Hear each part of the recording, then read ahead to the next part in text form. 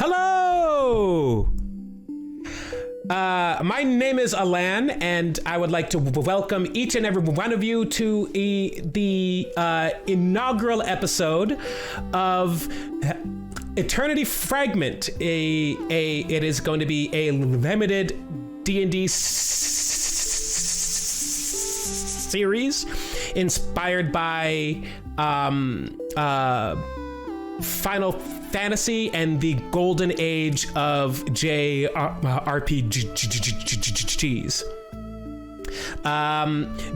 Before we begin, we would like to start by acknowledging that we are coming to you live from the unceded territories of the Musqueam Nation, and it is our privilege to work, play, and create on these beautiful lands. Joining me, your host and dungeon master, are four wonderful players and friends. We are going to introduce ourselves, starting with Sam. Sam. Hello. I'll be playing Silwar Starlight, a life cleric devoted to preservation. What that means, you'll find out shortly. Okay, and next to Roz. Hello everyone, I'm Roz. I will be playing Serif, a barbarian, ancestral guardian of a great underwater library. And then we're gonna jump down to Matt. Hello, I will be playing Martin Goodapple, a halfling wizard of the Order of... I can't remember all of a sudden. The Scribes! Yeah, Order of the Scribes. At the library! Yep. So, that's my memory. And, yeah, it's a good thing. Book. It talks to only me. No one else can hear it. It's a good thing you are a scribe, because that means you can write things down in case you forget. It's all right. I'm in the same boat. And last but not least, we are gonna jump to Trevor. Hi, I am Trevor, and I will be playing Taalivad, a Sun Soul monk from a town called Solstier. He is a newly crowned champion of warrior society answering a call to action. Awesome. And a special shout out to our chat moderator, Capri. They are going to be keeping you active and engaged in the chat, and I hope you stick around and pay attention, because we got some really fun ways for the folks in the chat to interact with our players in positive ways, not in negative ways that include sand or spikes or anything like that. Only words, sand. No more sand. No more sand. Sorry, no. Did someone say more sand? All right, that's enough. And of course, another special shout out to DJ Mr. Myrdoch, who has compiled and arranged the music playlists for you for the game, as well as an extra special feature from a very good friend of mine. So without further ado, let us jump in. I did forget to mention that these games are going to be featuring combat on a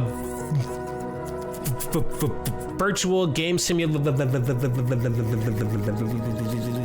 later, called Talespire, which is in early access right now. If you are into tabletop games but don't like going to other people's houses and stuff, which was a very real concern for folks over the past few years' time. It is available to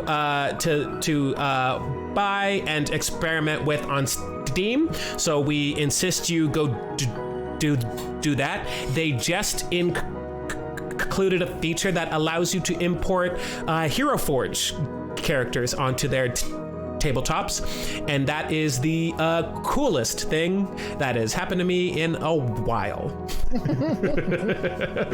So I think that's all the business work done now. So I'll say, without further ado, we are gonna go first into the theater of the mind. It's just us again, but in a different overlay. I didn't want it to. I just wanted it to sound like special. Okay, so the world that you inhabit is one that has been in a bitter battle for thousands of years between the divine radiant light that protects as many homelands as it can, embroiled in conflict with the ever-present, ever-encroaching chaos, which is a force of evil that is pushing against to reap all life from the land and leave it barren, uninhabitable, and filled with monsters. You are four chosen heroes of light, chosen by the divine radiance itself to come to the center of the Radiant Lands, a city called Havenstaff. It is there that you will each take part in a task, a quest that will take you beyond the bounds of everything that you know to restore balance to the Eternity Fragment, the heart of the radiant light in these lands, so that it can still maintain its aura of protection over your homes. Each of you comes from a different homeland, a different place, but you have met and convened and found your way to be together for the final stretch of your journey to Havenstaff. As you have traveled along, you climbed a tall mountain surrounded by trees and wood, and you were ambushed by a small troop of goblins who were speaking common speech and chaos speech alike, and you defeated them swiftly, as the heroes of light often do, and not just because I overestimated the power of a couple of goblins against you. That's not what happened at all. And with their dying breaths, actually with their revived breath, the leader of this goblin troop told you that he serves the chaos, and the chaos has told him to slay the warriors of light before you reach your destination. Okay, so when Silwar reanimated the Battle Rager goblin, and Taalivad had a spear to its throat, the question was, who sent you? Because they said they were seeking the heroes of light. Yes, that's right. And their answer was chaos itself. It is. It is the intent of chaos itself. This ephemeral force. You can kind of imagine that in the way that divinity speaks to you, not directly, but through the will of others. That the will of chaos has informed its agents that you are on the way to hinder its efforts to conquer all of the radiant lands. And they don't like that very much, pal. So, it is with haste in your step that you now make your way to Havenstaff. Not more than half an hour to an hour out, as the sun sets upon you again. It is dusk now, so there is still a golden light in the sky. And I'll do what I did with you in the session 0 game. The mountains kind of turn into a valley that turns into a plains, and you can see ahead of you the beautiful golden city of Havenstaff.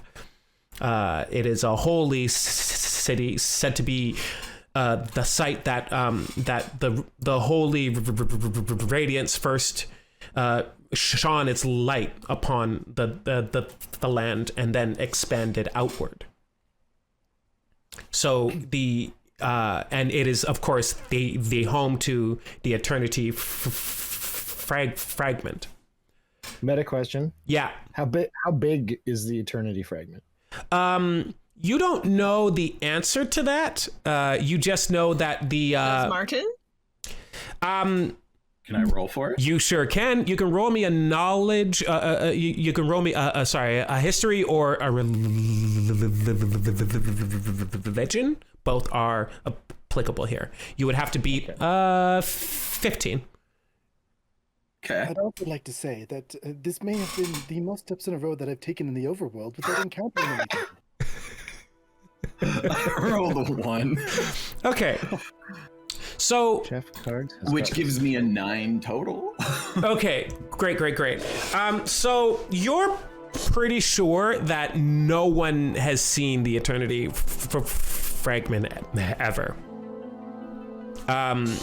Which means that it could either be the size of a pea, the size of someone's head, or the size of a continent. You're not sure. And you're not sure, no matter what size it is, where or how that they would house it. Gotta interrupt here, Alain. Yes? Chat is having troubles hearing Sam, so you need to boost him on your end. Okay, I will boost Sam.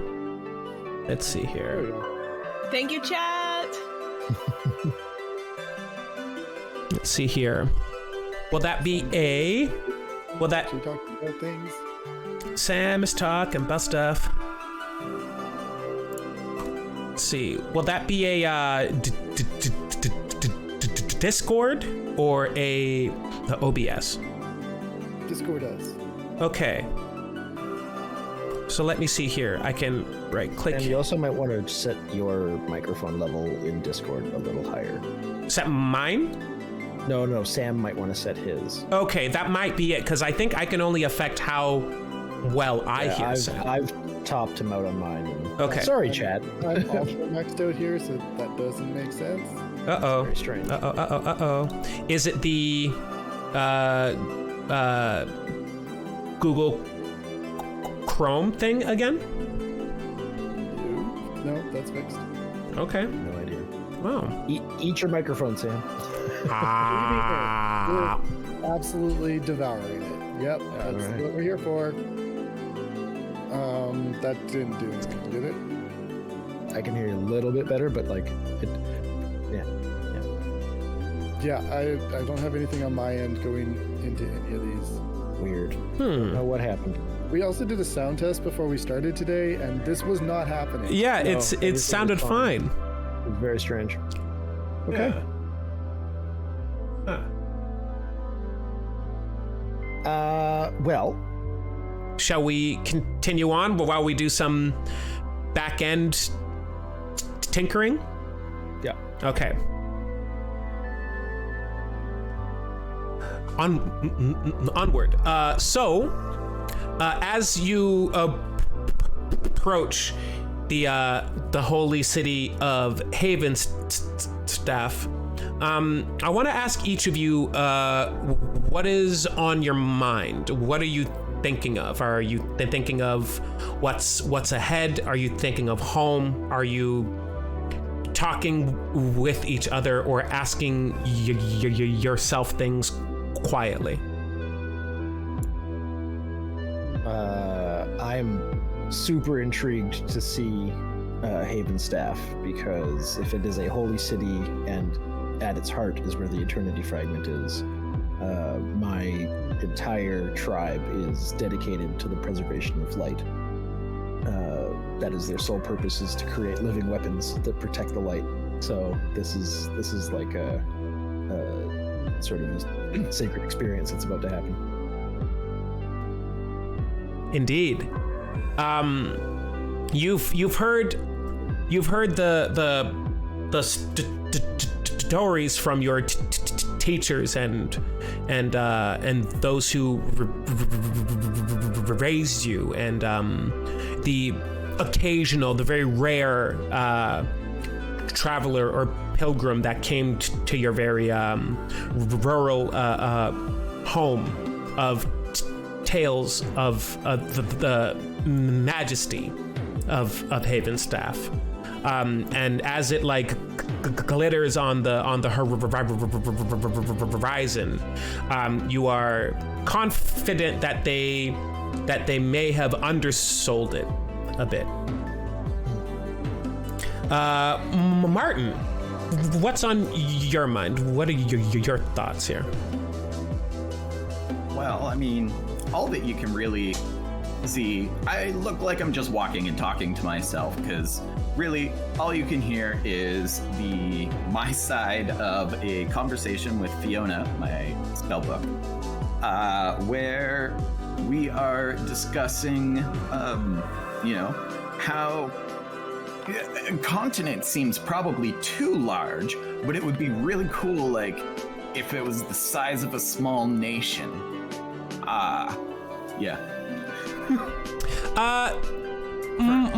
Martin. Hours. How does your spellbook communicate with you? Can anyone else hear it? Nope. Okay. It just talks into my head. Okay, so I'm gonna leave Fiona's responses up to you then, because I think if I jump in, it might be strange.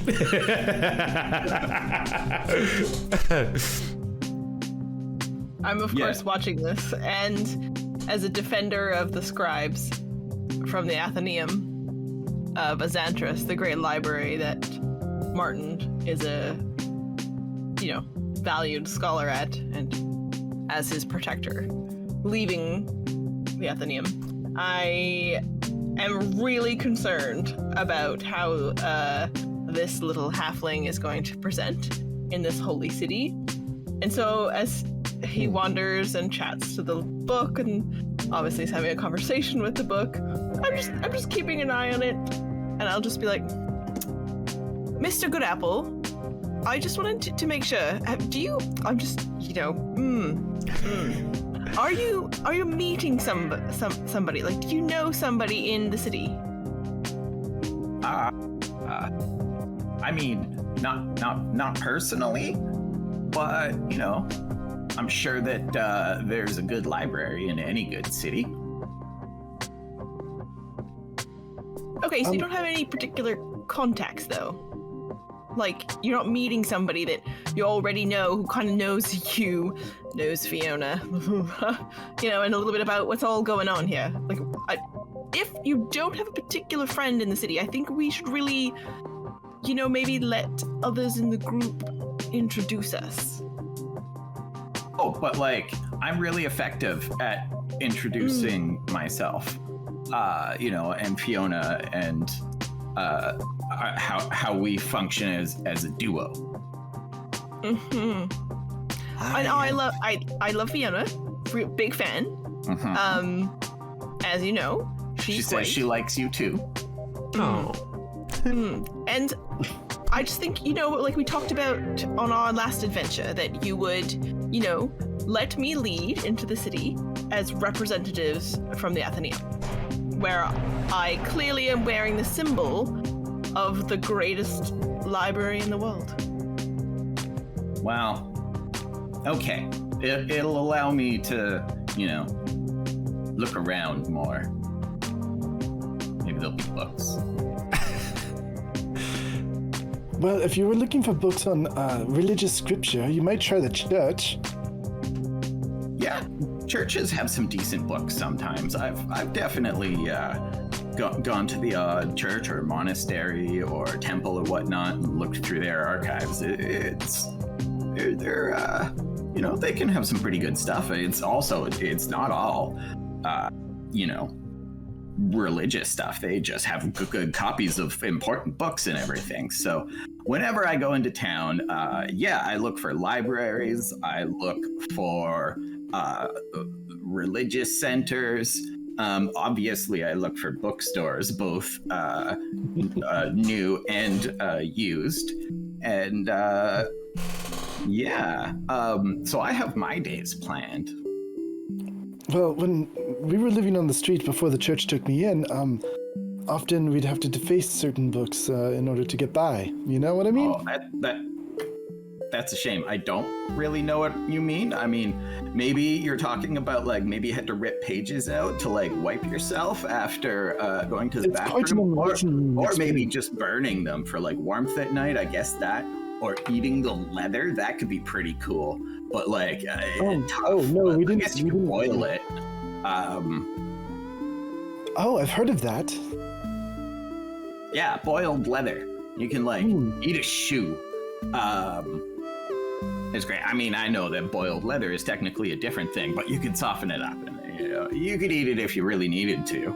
A book's not a great source of nutrition, so let's all enjoy the sunset. Hey, Martin. Okay. Yeah. I find it very hard and disquieting to enjoy the setting of the sun. Where I am from, there is but 1 month where the sun actually sets.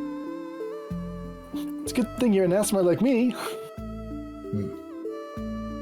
When the light goes out in the sky, all we have to do is just concentrate a little bit and, boom! And the tip of my spear lights up as soon as you said boom. Yes. Glowing with radiance. I do not understand how you people can be accustomed to such frequent darkness. Have night vision goggles. I like the dark.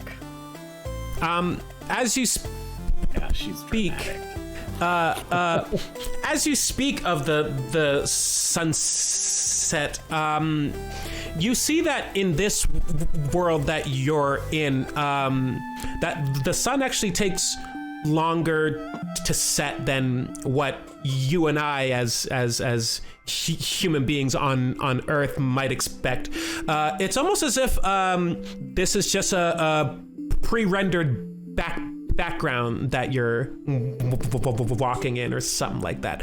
But the sunset is long, and it's beautiful. Someone forgot to smash A. I believe that you could have skipped this cutscene, but you chose not to. And as you kind of finish your conversation, you approach the tall standing gates of the city of Havenstaff. It is a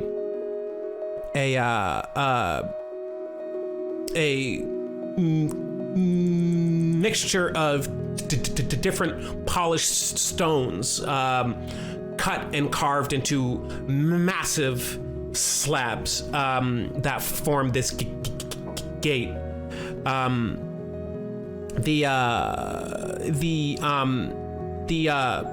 The door itself is a giant, like copper and brass inlaid piece of wood, or what you think is a singular piece of wood, until you see that it is actually slatted, and several pieces of wood turn on a center axis to form a caged opening. And of course, like any good city worth its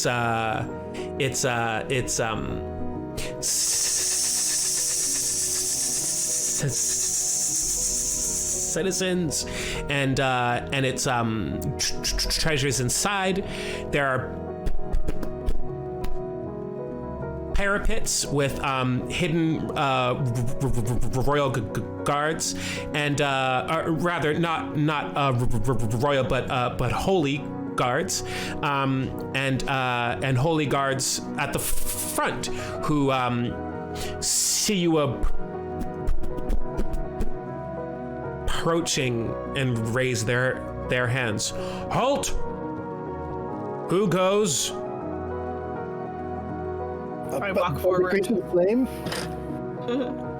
I'm sorry, what? By the grace of the flame and of the light, of course. Here, and I present my holy symbol. Okay, and he sees it, and he looks up at you, and then he looks at all of you, and he goes, "Could it be? Could it? Raise the gates! The heroes of light have arrived!" Oh, I like that name. Oh, so much notoriety. I hope it is. I hope that's us. With that, you hear the blaring of horns. You hear the turning of gates, and the gate is opened for you. Alain, with my background as formerly guard of an enormous large city, part of the background is that you can easily pick out where they are outposts are, or also do I get a sense for these guards and what they're guarding against? Is there a lot of criminal activity in the city? Do I get a feel for that? Interesting. If it's mostly an outward facing force? Does the ability give you an automatic understanding of it? Yeah, I have something called Watcher's Eye. Okay. Feature with my background. Okay. So I'll say that you know this then, that you understand this. There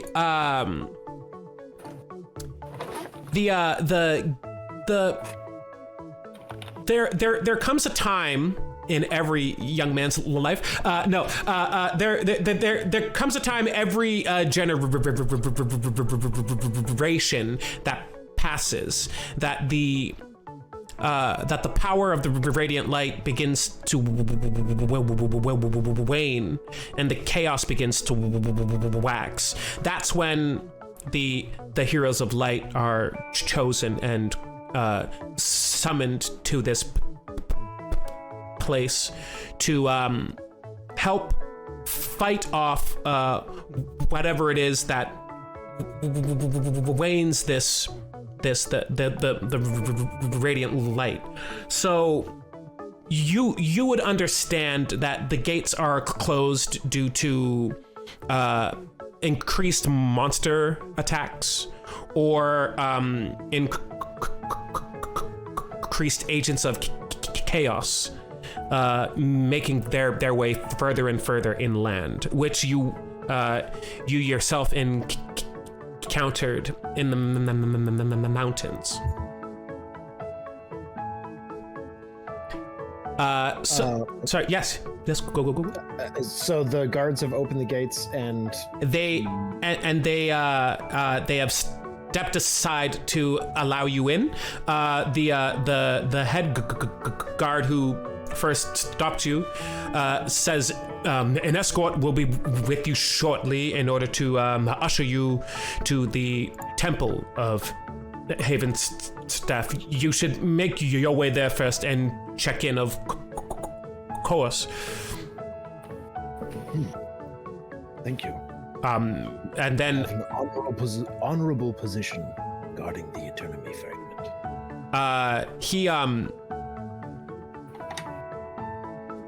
I want you to roll me a straight charisma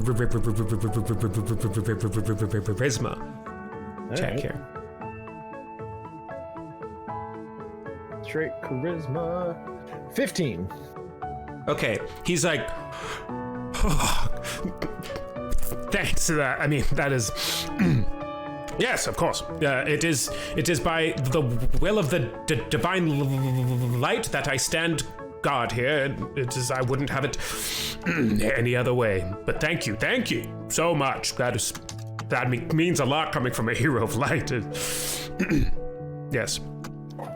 I nod and turn.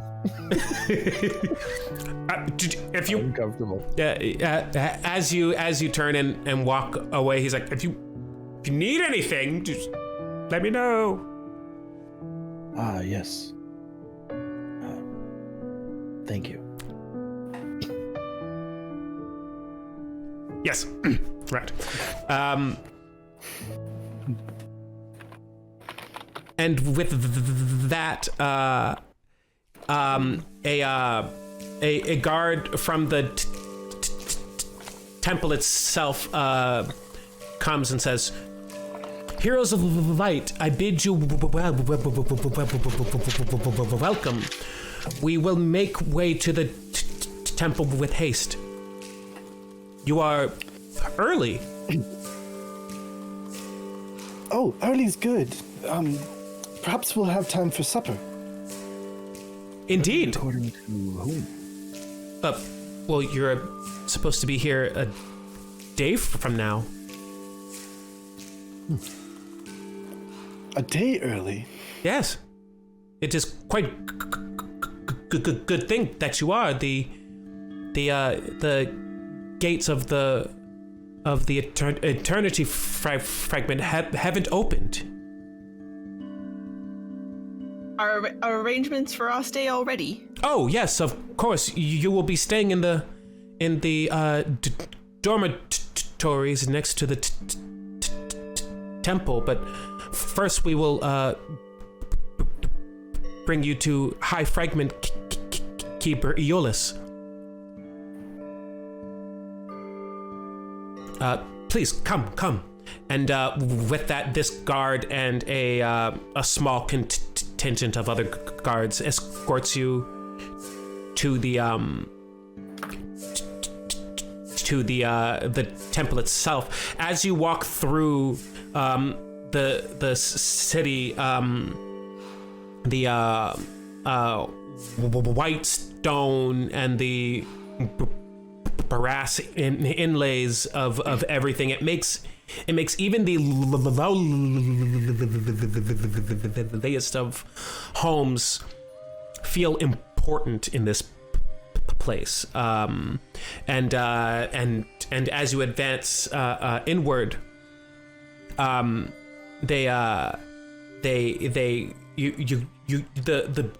buildings kind of like tower higher and higher and higher, and as you slope up, you begin to have to look up at tall structures and standing things. I'll get that alley over there. That's where I used to live, under that box. Lived under a box? That's Well, sometimes in that it was alley? Just apple like cart. in general, Other I lived in an times alley and I it lived in a was, box. Sometimes it was even baked bread. We'd like stack the stale bread on top of each other to make a little bit of like a bricked hollow. It was fantastic. And my parents taught me to use my imagination.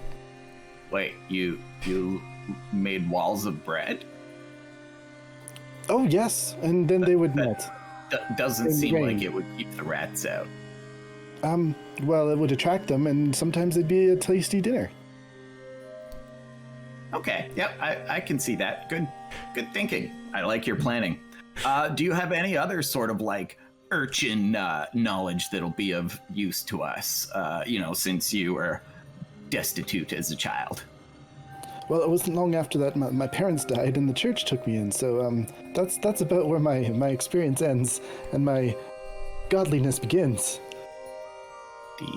Indeed. Taalivad is just how tall are these buildings? I'm gonna say like 4 stories, like not skyscrapers right now, but like further ahead are towers that loom much higher over that, and that's when you know that you're kind of like in kind of like the temple district. So there are things that are quite large. Yes, but they don't look like residential areas. Okay. So I just sort of lost track of glanced at the alley and then just couldn't keep my eyes off the large structures. Yeah.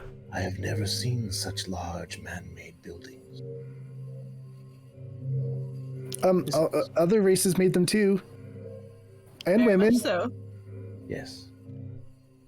I think he's Corsaxis. talking in more of a like colloquial sense that derives from past ignorance and stuff, but like I don't think he doesn't know things. He's from like who knows where, and also like these aren't that big of buildings. I think like we can do better. I'm surprised you haven't seen buildings bigger than this, but I don't remember what we were talking about.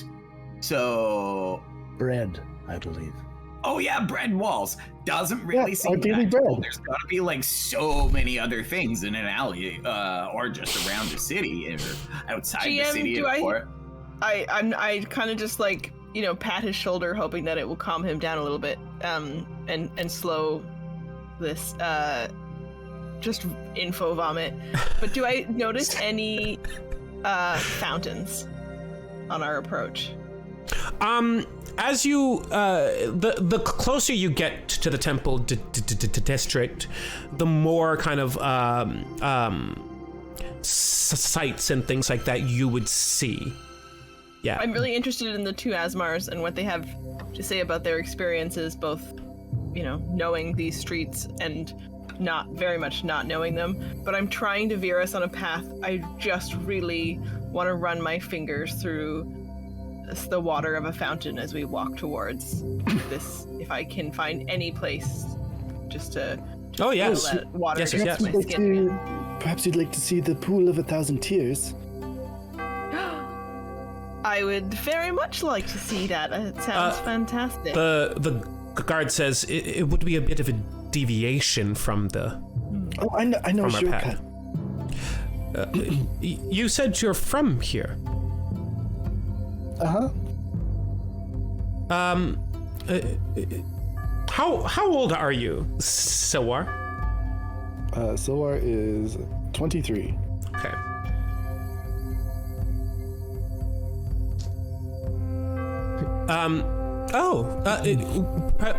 Perhaps we came up in the church at the same time. I don't recall you. Oh, well, I was sequestered into the medical wards, for healing arts and the things like that. Ah, yeah, okay. I learned how to slay monsters in the name of the holy radiance. I see that. That's maybe an old scar that you have. Can I make a medicine check? Can I roll insight on this where he was sequestered? Because it seems pretty sus to me. I mean, you can, yeah, if you like. Sweet. 25 for medicine. Can I identify a scar that might be healed wrong or not? Yeah, it's their hand. It's like a dislodged pinky finger that just kind of like it's an old injury that is just like that now. Then by the grace of radiance, may this hand be restored. And I'm going to use my Asmar ability to healing hands and give him try to fix that scar tissue. Okay. You see, as you lay your hand upon theirs, their crooked pinky slowly starts to fix and adjust itself back, and then two very startling but seemingly painless pops, and it goes back into place, and they go, oh, wow. Oh my That's God. probably why you haven't seen me in a while. I usually stay in the back and just constantly heal for the entire day until I'm exhausted. By the radiance, thank you. I thought it was just gonna be like that. I mean, it has been for almost a decade now. That is amazing. Oh no, my nickname. Maybe you could fix old Gaptooth back at the barracks. Oh, I've not tried that before. Dentistry really isn't my thing. That's more of an elven thing. Oh. Yeah, and is it really fix it? Because it's not like something went that's just inherent to them. They just were born with so you're not really resetting anything. It's just straight up altering physiology. That's really covered by the same sorts of things. Well, Gaptooth insists that he got his weird crooked teeth from a monster attack. So he's definitely lying. I mean, I don't have any reason you don't to get not weird teeth from monster attacks. No. Never heard of it. Not even the dreaded Oshu. Perhaps our dear guide could also show Taalivad a little bit about what the currency is like here in Havenstaff. I'm sure he'd be really curious. I would be. Oh, yeah, sure. And they kind of open up a pouch at their side and pull out a a single kind of oval shaped gold coin. This is called a gillstone. And it is used for... Oh, that's the thing that we cut out of the stomach of that creature that we found. You found one of these in a monster? Well, they certainly didn't have pockets, but somehow I guess they swallowed it when they attacked someone. Oh, I mean, I wouldn't put it past the foul chaos to devour money. That would be... I mean... I can't imagine any other way it would get there. I can't either, so I'm not gonna try. I mean, I can imagine a few. I don't know how many of them are super likely, but you know, if you really think about it, there's a lot of ways to put stuff into somebody. You just gotta get a little We were talking about that earlier, that friends and benefits thing. Oh, look, the fountain! and with that's not what I'm talking about. and the guard points out the fountain in the nick of time.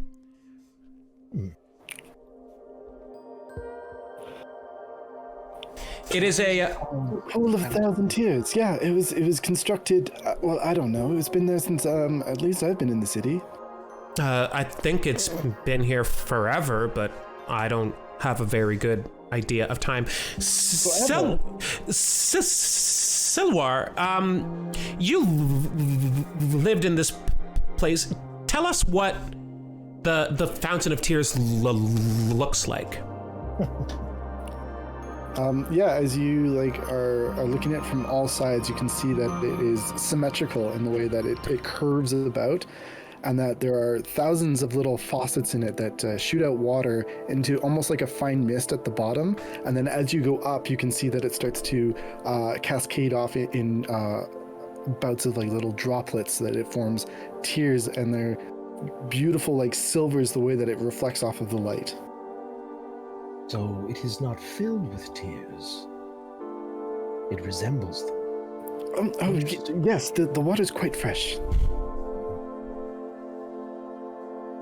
And I dip my finger in and give it a little taste just to see. It's like city fresh, you know? Okay, tastes like soot. Woo! City fresh.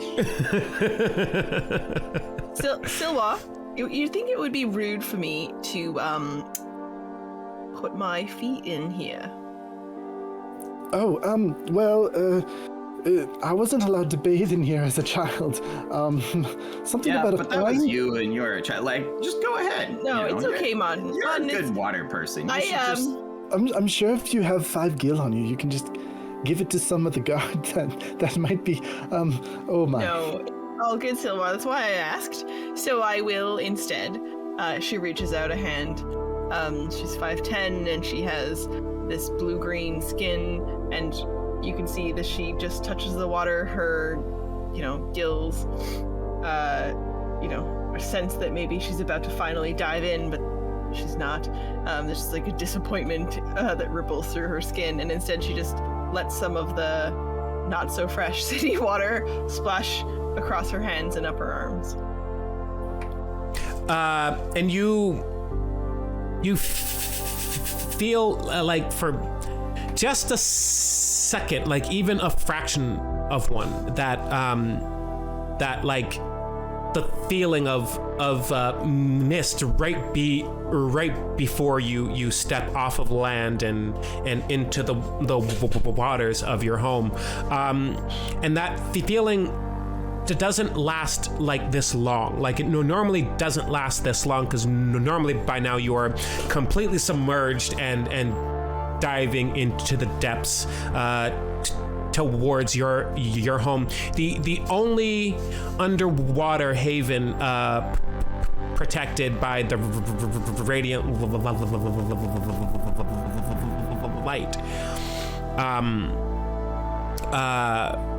But instead you open your eyes and are reminded that you are not quite home. I think we should move on. The guard says, I was just gonna say that the High Fragment Keeper is expecting you, albeit you are early, but we shouldn't keep him waiting. Well, he's not really waiting if we're early. Well, he found out when I did, so Yeah, now he is. The schedule says the schedule, so I think we can take the time we need to get there. Right, but there are other matters at hand, so it is the process of it all. The schedule should have been earlier. Okay, let's just let the men take us up to our... Thank you, Capri, for the sub. appointed time. And you know what we'll do, Mr. Goodapple, we'll get that schedule updated for all of us. I'm sure once we meet the High Fragment Keeper, he'll have lots of updates for us. That is my thoughts exactly. If we go there now, then perhaps you will be allowed to explore the rest of the city itself as we go along. Let us go. We have a secret quest. Indeed. And it is with that you are brought the rest of the way to the temple. The temple isn't the... it is taller than the other buildings that you've seen, but it isn't the tallest building. Like the towers are much higher over it, but it is quite grand. It is like a wide, long structure that is like if all the other buildings in this place are this like white carved ornate stone, this one is kept in the best shape. It must be polished each and every day to maintain its radiant luster. And you walk up a flight of steps towards its gate as you walk through a long yard or long lawn. I don't know what I'm saying. A garden. There it is. We got there. I live in an apartment, so I don't know what those are. It's not quite a field, but... Yeah, it's how do you say it has hedges in it, but they're tiny hedges to let you know that we got money. Yeah, that. Flowers and shit. It's so odd that the food here is we're able to eat this stuff, but the stuff in the city that just grows everywhere, we're not allowed to pick that. I think it's for the health of the people who live here that they shouldn't eat wild things. Majestic places are very aesthetically pleasing when you decorate them, and I think we need to respect that the temple, and she looks over at Martin, is a place where we should follow the lead of the people we're here with.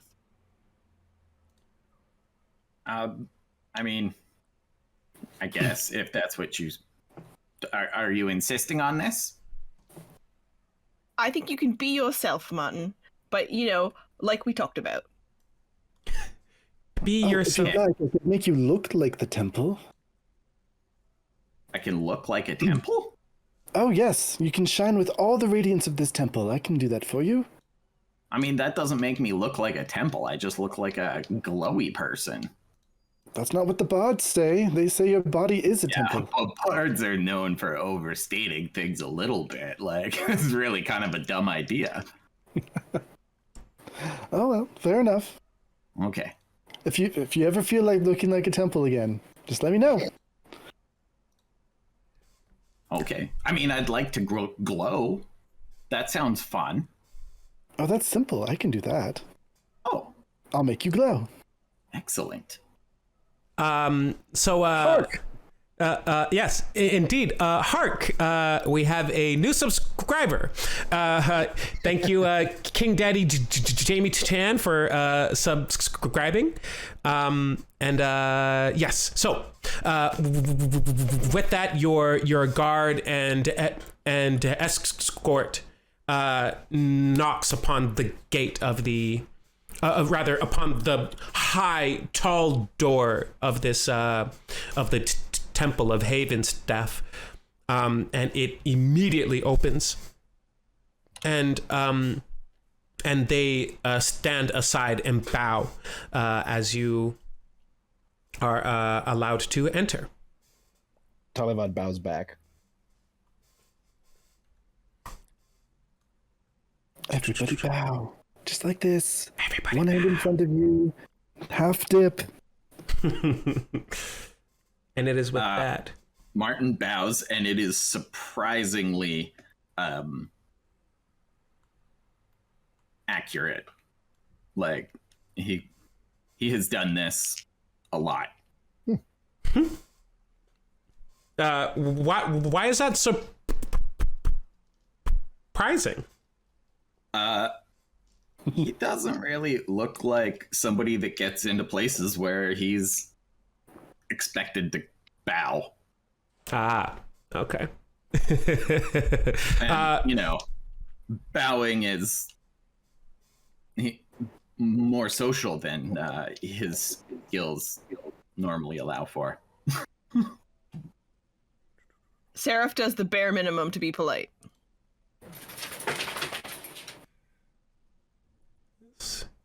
Give me just a second here. As we make our way from the theater of the mind. And we're holding our bows. And we're Holding your bows. Hold the bows. Taalivad stays down as if expecting something else from the guards. So he's like sort of half bent, but his eyes are still locking with one of them. This is when I count the specks on the floor. There are none. They really like to use prestidigitation around here. This is a really long hold. I'm going to cast Thaumaturgy and open a window for a breeze. I am totally playing, I have a big pink ponytail. I'm totally braiding it by now. Just like the guard says, why are you bowing still? You may enter. As soon as he starts talking, Taalivad seems kind of, oh, okay. And then just turns. You made it. Good job, everyone. Martin's just like, what? Oh, were we doing something? But he's been in the pose the whole time. He just drifted. I'm not used to the customs here. Oh. Ooh. And with What's that, happening? we are going to switch over to Talespire. Oh my. And as you can see here, you are at the Temple of Havenstaff, which is, of course, tall and marble, polished stone, gilded. And as we make our way in, you find the four of you here. What you can see ahead of you are guards, sentries, standing guard, each holding a sword in one hand and a banner of the Church of the Holy Radiance in the other. And standing at the end of the hall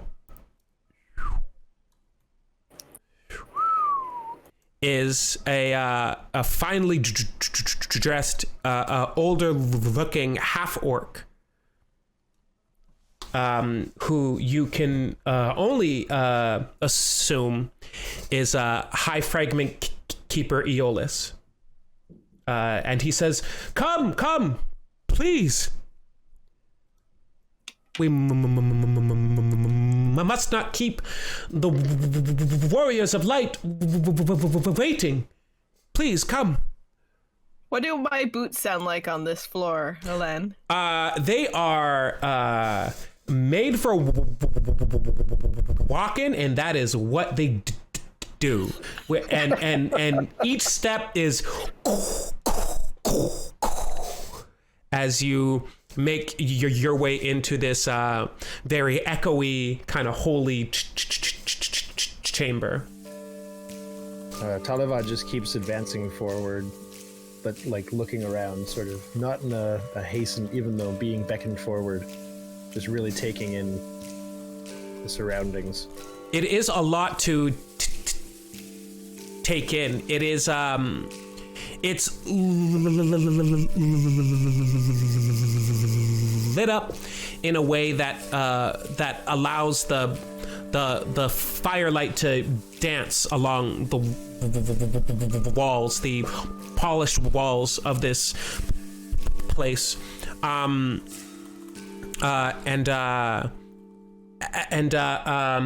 as you approach the door at the other end of this hall, you start to see that it is freestanding. That the door itself doesn't lead outside.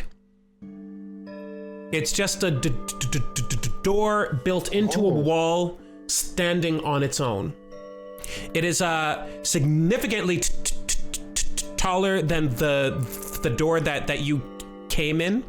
It's the tallest door that you've probably ever seen. Oh, certainly. Is Martin hanging back? Yeah, what is everyone up to right now? Like, are you... I have advanced. I am now 10 feet from the half-orc. Okay. I see Silwar is right behind you. Yeah, and as I get within 30 paces, I use thaumaturgy to emit silver light from my eyes as like streams down my face. Okay. In like holy reverence. Yes. And you see that he does something similar, or at least you think he does, as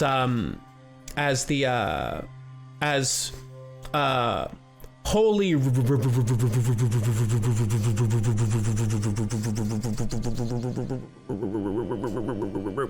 ruins dance on his cheek and slowly light up. And with that he says, "Come, welcome, all of you. Even you back there." He calls. Right. And it rushes forward, but he was like awkwardly lighting his pipe, and so he's like trying to do that as he rushes forward. He, spills a little bit of tobacco, but like by the time he gets there, it's all lit, and he's just. He says, "Welcome, one and all of you, heroes of the light. I am High Fragment Keeper Aeolus. I am the keeper of this temple and of the gate. It isn't open yet. I don't think we were expecting you so early. But it is a... So we didn't have to come here right away, like rushing. Well, no. Well, no, it is a good thing that you did come. We want you to be as safe as possible, you see. Greetings. I am Taalivad of Solstier. This door isn't open, but where does it lead? When the door does open, it will lead you to the Eternity Fragment. Taalivad just wanders during the answer to the side of the door. Yeah. So look behind it. Taalivad, that's your etiquette. Aeolus says, the gate isn't open now, but when it is open, it will take you to the nexus, where the Eternity Fragment is safe and protected. It is the world between. High Fragment Keeper, Aeolus. Yes. What has the activity been like with the agents of chaos? It has grown more and more dire. You see, the the radiant light is in its waning, and the injury done by the four great betrayals is starting to show its pain, and the agents of chaos are becoming emboldened. Do we know about these betrayals based on what everyone in the world, or only a few of us might understand them? Roll. You would know of them, but if you want to know what they are, you can roll me a history or a religion check. Are these? Is this tied to the Eternity Fragment, like the crystal itself? It is, yes. Okay. Can I roll this at advantage? I feel like this would be sort of like a super focus of my. Yeah. You know what? I'll say yes. You and Silwar can both roll at advantage if you like. And you said history, sorry?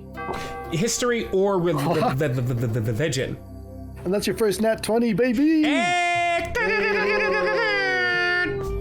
Oh, also sorry. with advantage, I rolled a good number, so all the things! All the things. It's just handy to have a fanfare. 15 for me. Okay. So, for everyone who rolled over 10, you know that the four great betrayals are four separate incidents in time, in which four I don't know if you would call them saints or allies or icons, but four major figures in history betrayed the Holy Radiance. And each of their betrayals was so painful to the Holy Radiance that it damaged the Eternity Fragment. These injuries compacted over time, and now the Radiance has trapped them, or so it is said, isolated each of them in time. Sorry, who were they again? The four great betrayals? Yeah. Who were the? They were saints, allies, and icons of the realms. Yeah. Yeah. And their so their acts have been kind of trapped in their own fragments of time. In order to prevent damage to the Eternity Fragment from crewing and shattering it completely. So they've been sort of pulled from time? Yes. And like not erased, but like the thing is that it allows the Eternity Fragment to last longer, but because they're kind of like trapped in fragments of time, they repeat, which means that they can happen again and cause more harm. Alain, my love language is temporal mechanics. It's amazing. And the result is this process that you're going through now, in which case four heroes of light are chosen by the divine in order to go in and protect the Eternity Fragment from these forbidden trails. Silwar, with your natural 20 and the 17 on top, good number. You know the you know at least like in-depth knowledge about these trails as it was written to you and taught in the I love this word, annals of history.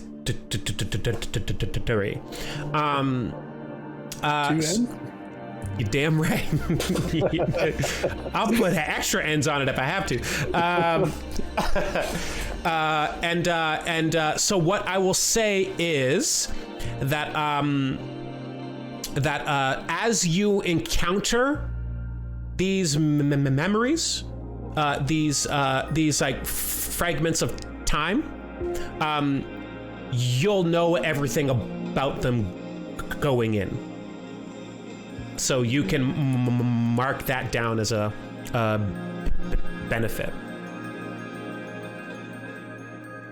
As Aeolus kind of like explains this to you, I'm realizing now that I could have done it in character, but I didn't. So nah. He says, yes. But it is a most auspicious event that you have arrived here early, that we can protect you from any acts of treachery that might befall you in the streets. We have kept the gates to the city closed, but I fear that it mightn't be enough. Oh, sweet fragment keeper. No, you don't need to protect us. The agents of chaos should fear us. Indeed. And I'm glad that you are here, but in all my years of being a fragment keeper, even down to a lowly beacon, I've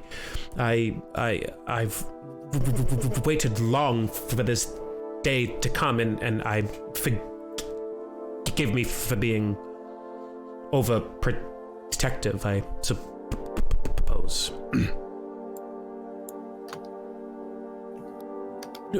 Come, are you hungry? Is there anything I can help with?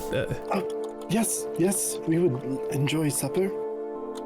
Oh, good. And he just like twirls his hand, and an usher kind of leaves the great hall. The supper will be prepared shortly, and we will take you to the mess hall and in the dorms in order for you to eat and be well fed. Tell me, were there any dangers or perils encountered on your journey? Well, we encountered several agents of chaos and returned them to light. AKA that trident over there went. Ah, yes. At first I thought you meant you had converted them, but. Well, I did try. I'm not terribly good at it, though. It was attempted by them to stop us, and if that is the best that chaos has, it was pitiful. Yeah, I'm glad to hear it. Yes? Are you? Yes. No, I'm glad we made it through that alive. I am concerned that there are stronger things in this chaotic element, but for now, we're alive. Indeed. My the predecessor told me of you. You are the healer. Yes. Indeed, the white light shines through me. Yes. And such a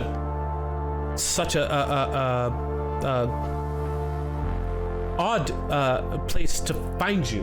The holy radiance works in strange ways, but shines its light upon all. I am glad you are among us. Indeed, I am but the conduit for the light, to channel it for these fine fellows that I travel with now. Yes. Taalivad has just sort of walked up the stairs and is running his hand along the door. It's cold metal, brass and gold inlays with patterns and scriptures written upon it in the language of divinity. Nice. Oh, and what does that say? Would that be in Celestial? Yes. Ah, what does it say? It speaks of the kind of like the credo of the radiance to shine its light upon all, and it also has scriptures of protection. Of the great Eternity Fragment. Light before death, that kind of thing. Right. Hi, Fragment Keeper Eolus. Yes. And I step aside a little bit to here. Oh, and then spin. Oh, there we go. To make room for you to spot between myself and Silwar, the halfling in our group. Might I introduce you to the...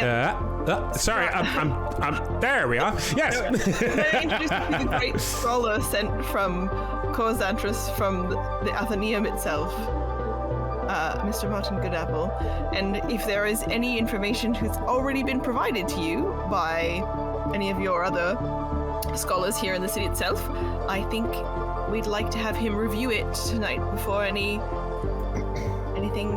else might come upon us from your gates. Oh yeah, give me all your info.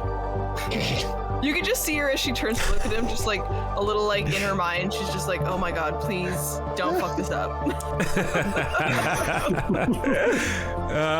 And he goes, "Oh well, I mean, of course we have tomes about this this event that will occur. I believe it will occur tomorrow, but only the radiant light knows the exact hour that the gate is to open. We only know to summon you based on patterns of the past. But yes, of course, if you would like to take a look at our reliquary and reports from all the gods and all of your watches. Just in general, any information you've got of activity of chaos. I think it'd be really useful to have our smartest, brightest analyze any of the patterns. And maybe there's any information that might help us along the way. I will have it sent for immediately. But please come. We should eat as well. Do you have any dead bits of cool people in your reliquary? Like, what do you got in there? We keep our dead saints in the halls of the fallen, but we don't.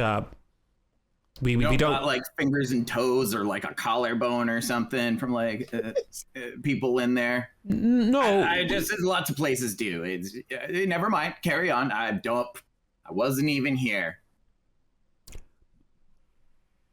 Okay. Right. And with that, I'll get everyone to roll me a perception check, please. Ooh, could I have a quick little RP moment up by the? Yes, of course. So I'll just bring my hand up before my face, close my eyes, and sort of focus my energy for a moment, and then reach out and speak to my guardian, my angel of guidance, and say, "Valindras, why did you not show me this door?"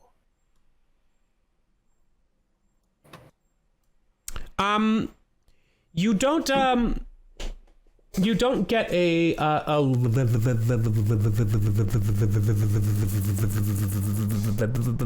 literal answer, but you do get like a feeling. You get kind of like a wave of euphoria over you, and you know somehow that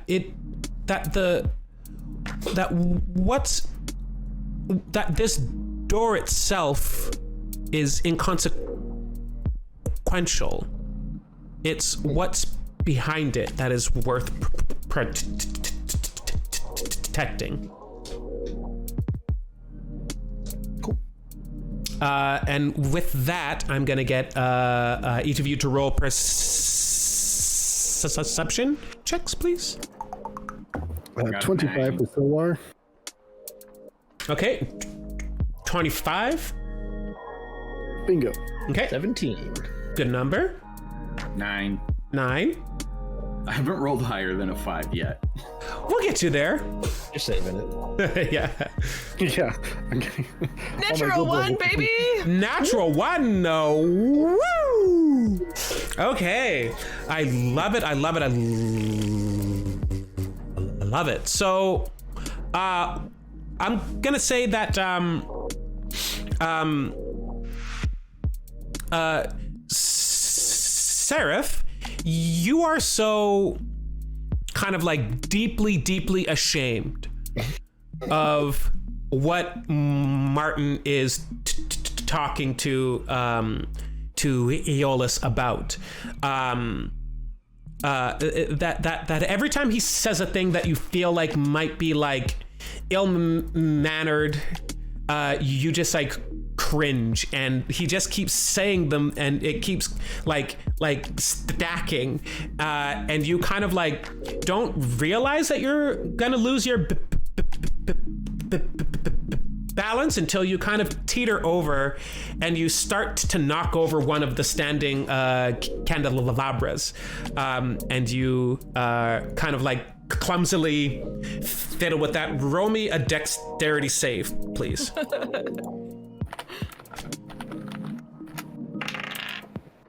Oh, that's really good. Okay. Whew, thank goodness. Get your feet under you, girl. It's a dirty 20. Okay. Yeah, but you got it just in time, but not quite fast enough for people to not see that just happened. Your best moment, Serif. That is what catches everyone's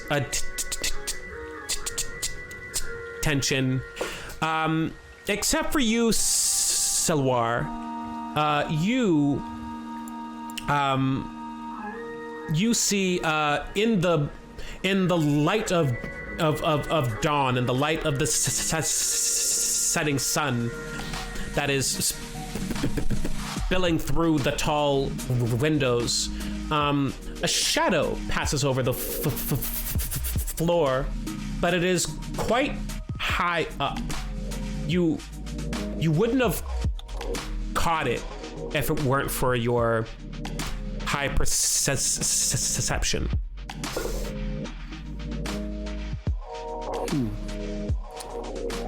Odd time of day for cloudfall.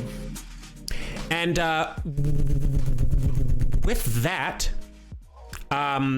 you hear the shattering of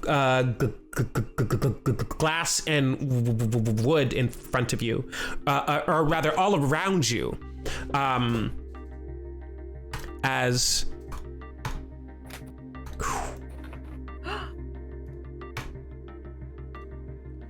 Oh. Did I just disconnect?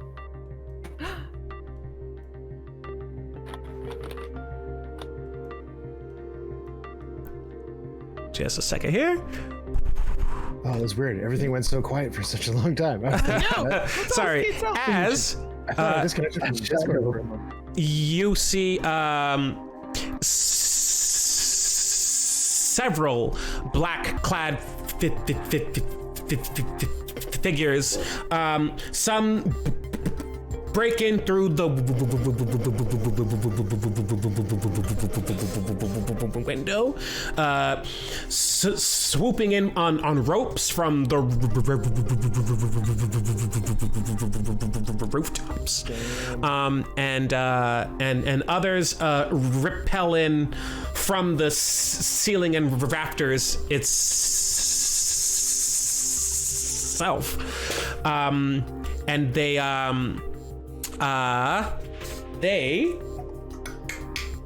I'm gonna say that because of your ill-fated perceptions from everyone except for Silwar, that they are 17 was ill-fated? It was low, yeah. Damn. Yeah. These guys are intense, as it were. Like they're in a cathedral. They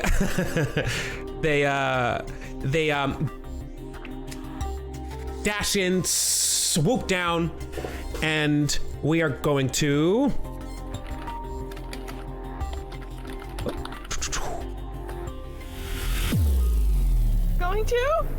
What are we doing? Have a lovely dinner.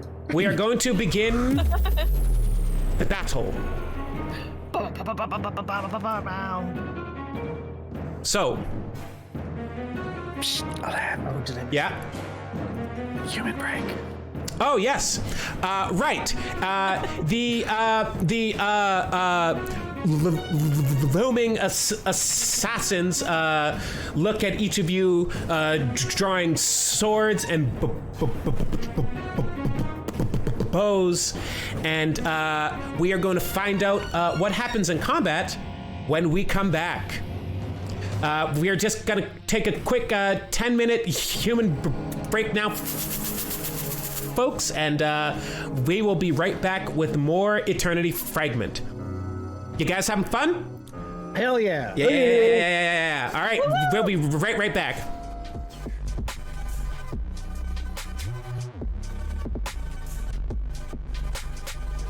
Hello, everybody. We are back. Getting things are heating up in the Temple of Havenstaff as we begin our or as we continue on with our inaugural episode of Eternity Fragment. For those of you who are here in the chat, thanks for sticking around. I also want to give a quick shout out to my good friend R23X for providing us especially with the opening battle theme in our battle music set.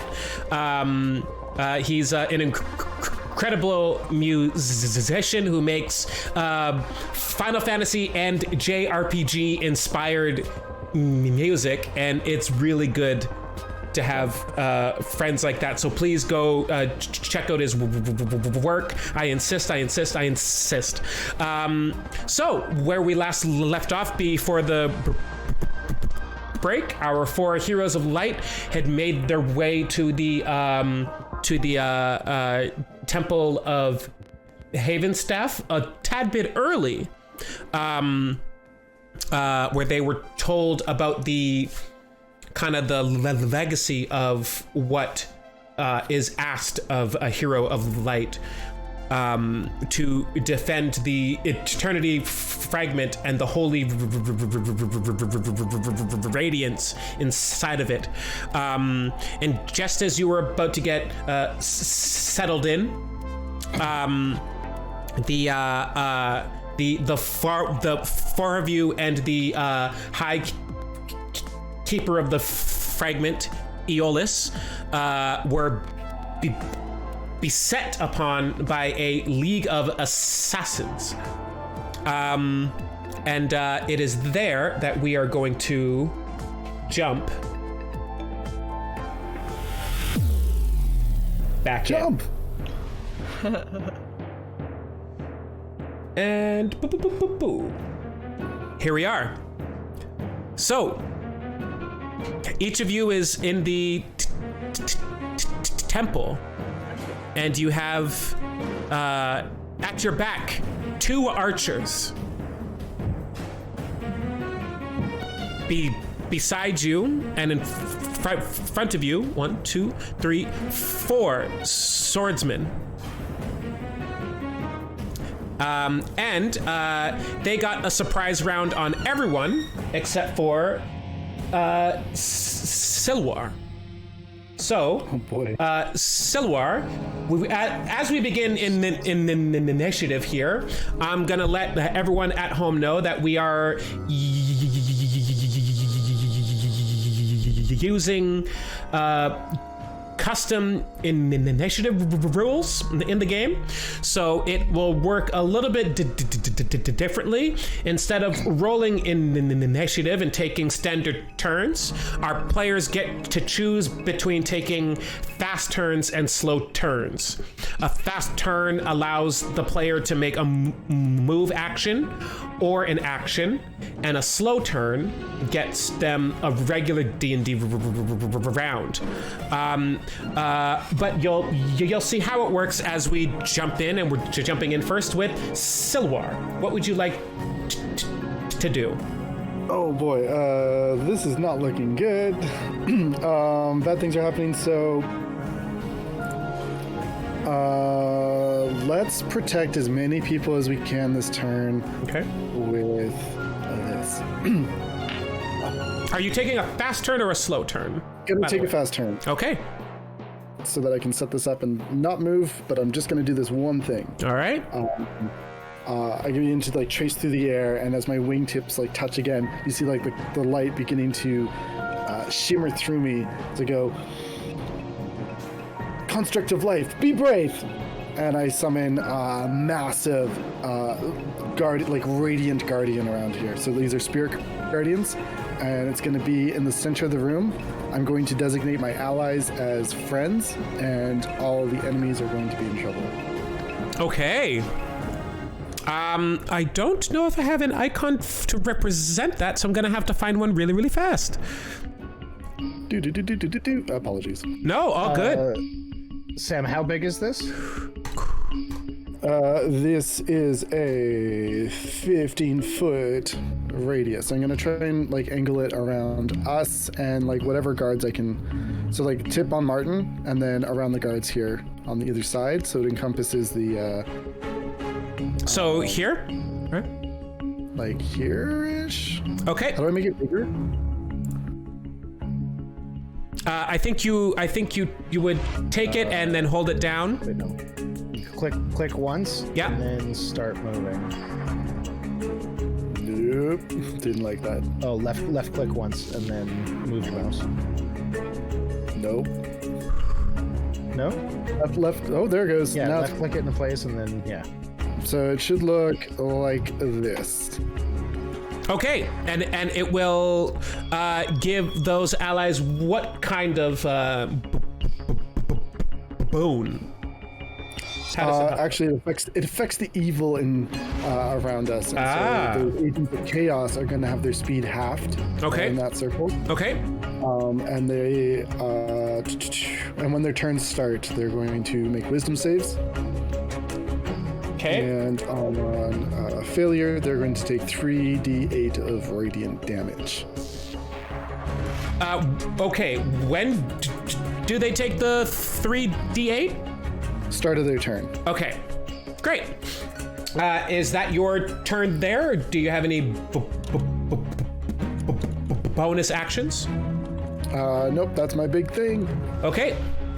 Then it is their turn, and they are taking fast turns. We're gonna start over here. Oh, close that. We're gonna start over here with you. Just gonna make quick work of the Holy Guard in front of him.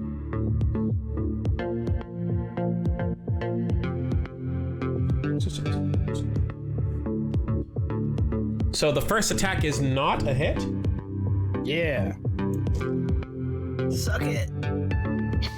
And the second attack is a nat 1.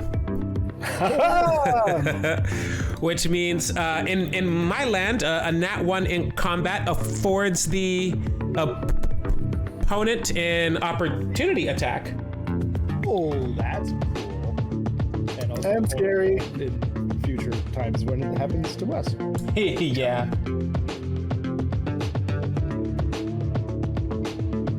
Okay, here we go.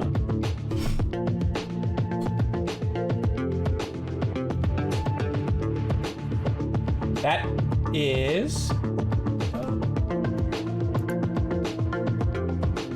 is a hit. And for damage.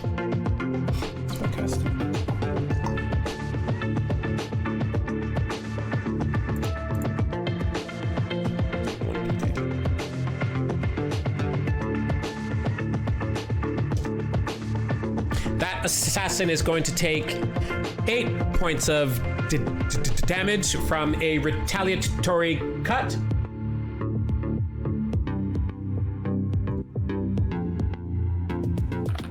There we go. So this guy is gonna attack that guy, and it hurts him.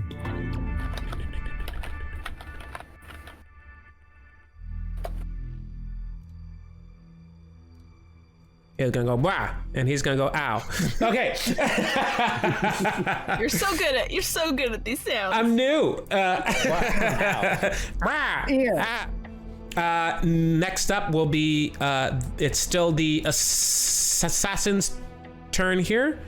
Gonna try and make swift work of this guard here. Ooh, good number. All right. Dang it. And another attack. Also a hit. Also, for us players, if you want to peel away and not see the roof, you can adjust the location icon on the right side of your screen. It's the left dot on that right side of the screen, and move it up and down to see what layers you can do. So you can kind of chop the building in half. Yeah, you should have it at the bottom quarter of your screen. As I roll damage from this deadly assassin here. Gross. I think we'll decide how deadly. Okay. I mean, we all know Sanguina's the most deadly assassin. True. I think the dice will decide. I didn't say the most deadly. I just said deadly. So, with that in mind,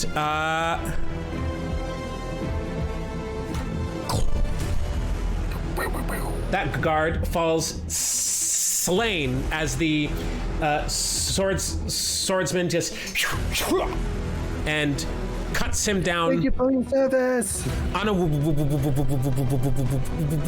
of him being there at all. Next is this assassin's turn here. Again, making fast work of these guards, your allies here. Ooh. Is this the one in the light? This is the one I'm gonna show you here. Here. Yeah. Great. So he's in the, or there in the Yeah. light of the Spirit Guardians. Yes. So when they start oh! 2 8s and a 5 give us 21 radiant damage. 21 radiant. Oh wow. And My DM was showing there. It can be necrotic or radiant damage, but obviously radiant damage. no, all good. And that happens to both of them, or do you roll individually? I'll have to roll individually. Okay, all good. Their turns. Yeah. All good. Let's see here. I So wish I could have that roll again. I mean, Don't- it's happening all at once, right? don't be sad. Get even. There we go. I thought you were going to go, and cutting to our sponsor, Tupperware containers. Made by another company. Yeah. Brought to you in part by. Okay, so you see this this assassin go for their attack, and like as they take burning, searing, radiant energy damage from your floating. What do you call it? I'm sorry. Spirit Guardians? Spirit Guardian. Yes. And it definitely hurts them, but they are still standing, and they are still taking their attack.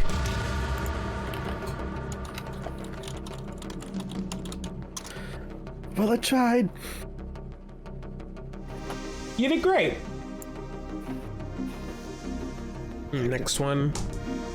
Oh, again. Okay. Wow. Wow.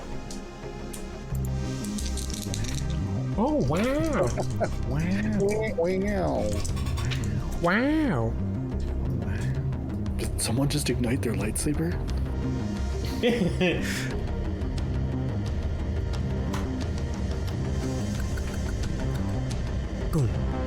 Oof. That one falls dead. Up next, this assassin's turn here.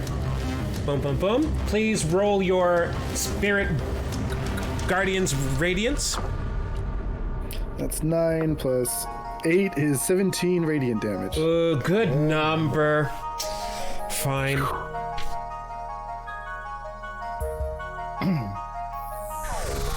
Huck in the light. Drive back the chaos.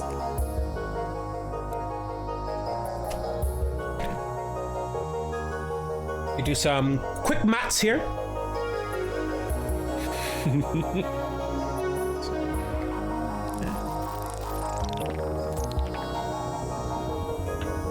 Okay. And 61. Okay, so again, another boom of blinding, burning white light that envelops both the guard and the assassin, but only burns the assassin, and it is it flickers away as quickly as it arrived. But again, this assassin is still standing and is going to make their attack against this guard here.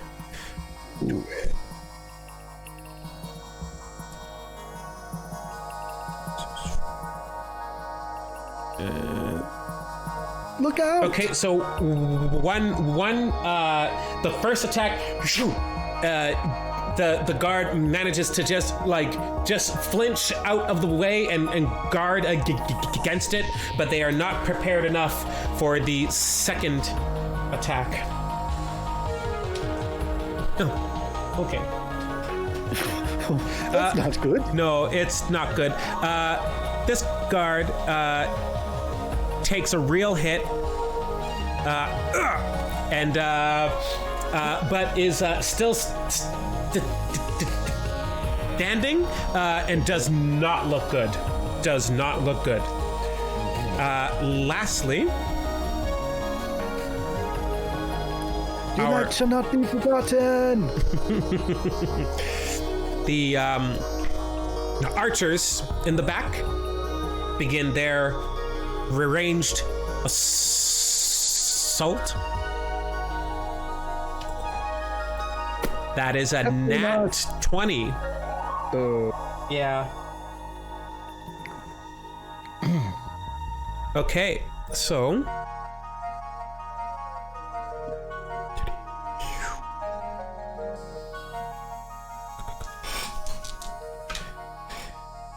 Danger. yeah, which means that this, like the archer, as quickly as it lands here, just shoom, whoop, knocks its bow and shoom, and sends this guard down. Next to the second archer, lurking in the shadows, bow knocked for the. That's my second nat 20 in a row. I knew we should have been son more of a bitch. aggressive with the collection plates.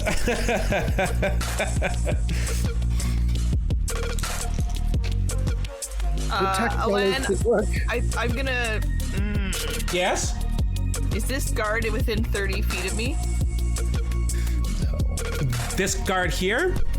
No. They are not. No, they are quite far. Let me actually measure that just to be sure. 80 feet. Yeah.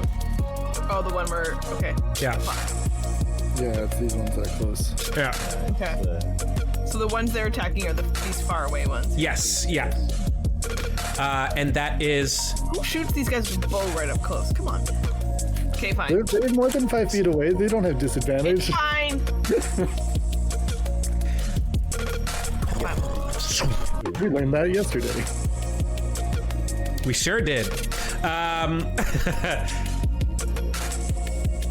So of the 6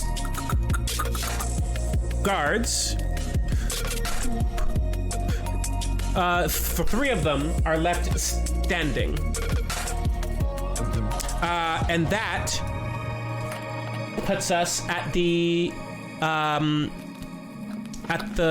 top of the initiative, or rather, the surprise round is over, and the rest of the party can make their actions. Would you like to take fast turns or slow? Slow. Okay. Act away. Wait, who's doing the fast though? Because was Sam's? Did that count as? Yeah, that was the surprise round, so I think that's over. So now I think I'm going slow. Is everyone going slow now?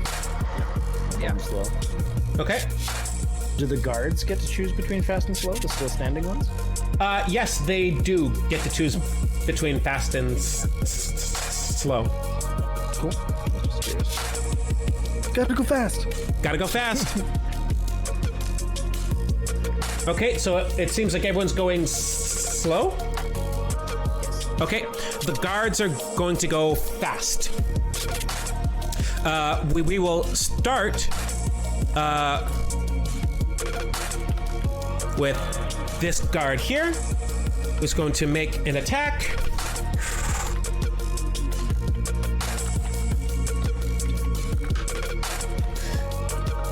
Wait, are there only 2 guards up? There are, yeah, 3 of them up. Oh, wait, am I wrong? 1, 2. There's only 2 still back. Oh, no, I'm sorry. Yeah, there are only 2 up. Forgive me. Okay. Yeah. I will not. I You forget. killed them. I did what I must. As I will again. Fragment keep. We'll try. This guard here makes their attack, and it does not hit Alain, the... when you say here, should I be seeing the Oh, highlighting sorry. Yes, I will. Yes. Boop, boop, boop, boop, boop, boop, boop, boop. You'll see what mini I have highlighted based on the ring around their base, but I will be more clear about Thanks, friend. about that. The power of light shall avail you. As We don't well. see that on our own No, screens. we don't though. see that. Yeah, No, it's fine. no. Like So, those rings.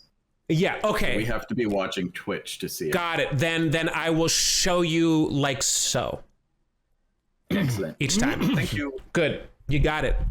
I've never done Talespire live or ever. So here we go. You're doing great. Thank you. Okay, so this guard makes their attack and it does not hit. Orbs of light, shine your divinity upon us. This guard is down. This guard is standing, and they are going to make their attack as well. Alain, do they call out anything in particular that would be useful? The guards? Yeah. We're mostly ornamental. They say two arms, but they are cut short very swiftly. It is What I'm trying to pick up is are they trying to just defeat them, or are they calling out to protect the fragment keeper? Ooh.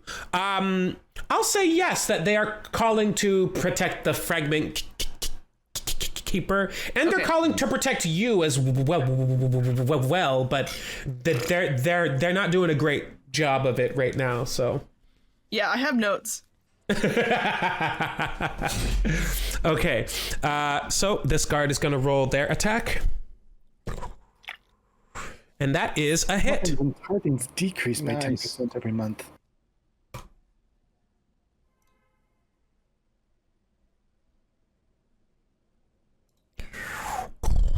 Oh, other way around, but yeah, Wrong guy. you get it.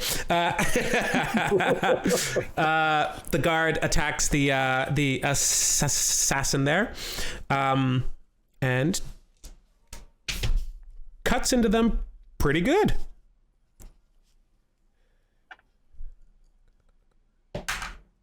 I see you're losing your training. Attack! I'm trying! Attack! They are flustered by this surprise attack here. Oh, I didn't want this. These shift. two guards are Damn it, down. Carl. Yeah, Carl. And the high fragment keeper says, "Please protect me," and stands here in the middle of three of you. He is unarmed and unarmored. And no magic, nothing. He does have magic, yes, maybe, but he's not using it right now. Mm-hmm. All right. It is slow turns now. Who would like to go first? I'm gonna cast Mage Armor on the Fragment Keeper. Okay. Nice. How much does that add? Or how does that work? Sorry. His AC becomes 13 plus Dex. His So AC. 13. Yeah. He has a +5 dex? Why? God damn. I'm good with my hands. I do magic and yoga. Oh, what? We'll talk about this guy later. Silwar, would you like to guiding bolt someone?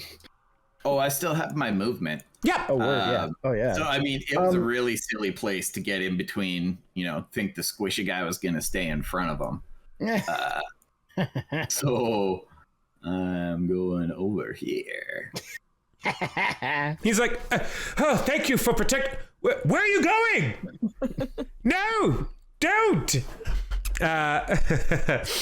And okay, next slow turn. Who would like to go next? Do we want to set an order between the three of us? Unless you want to take actions at the same time or anything like that. We haven't seen the assassins go, right? They didn't take. It looks like they didn't take quick turns. So, I mean, I mean, you guys have a pretty good handle on what I'm about to do.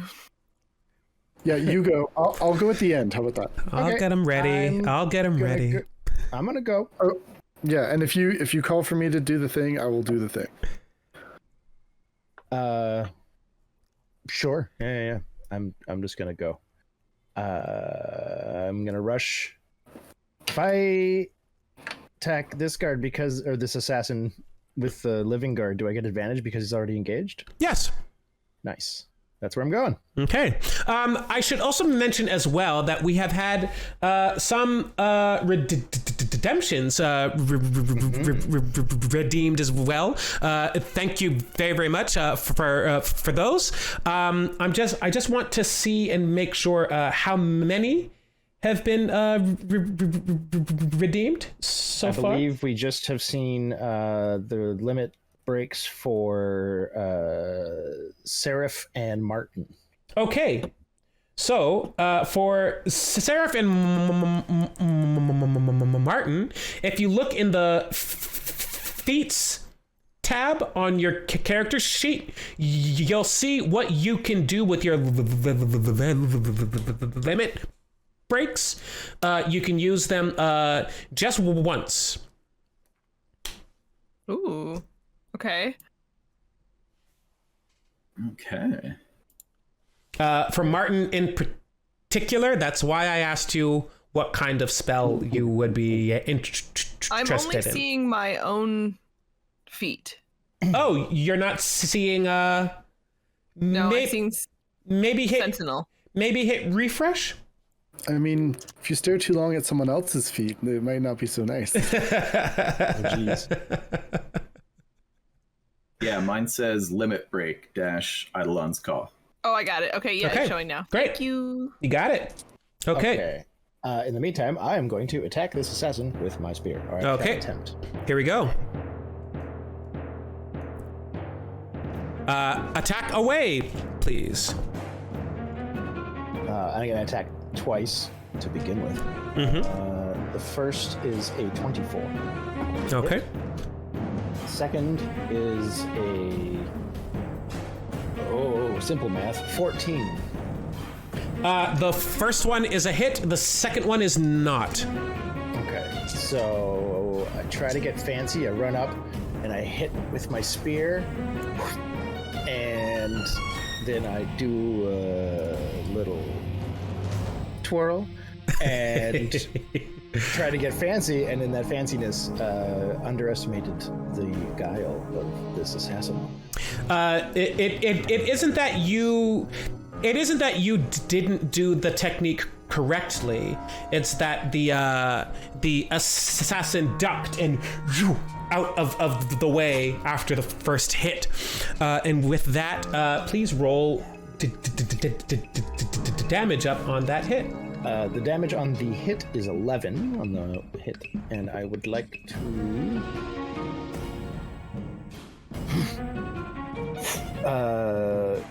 with the miss, I'm going to focus my key energy and engage a Fury of Blows.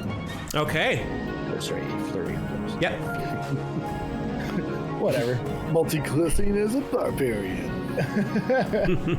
I would like to use Welcome to the upside. I would like to punch now. I'd like to punch now. Actually, it's a kick. Sick. Because of the miss. I'm going to kick, and then I'm going to try to kick once through, and then with the heel on the same foot. Yeah, that's dope. Good number. The first one is a 23. That's a hit. The second is a 19. That is also a hit.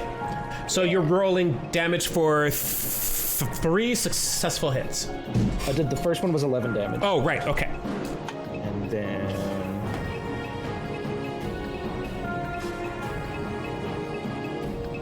that is 14 additional damage, so a total of 25. Okay. Nice.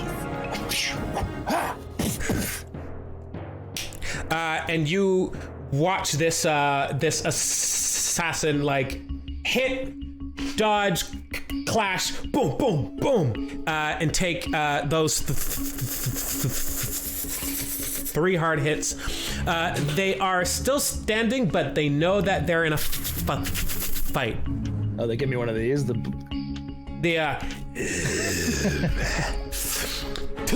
the blood from and their sword is up now. In case it wasn't earlier. They can't see me behind my mask, but I smile.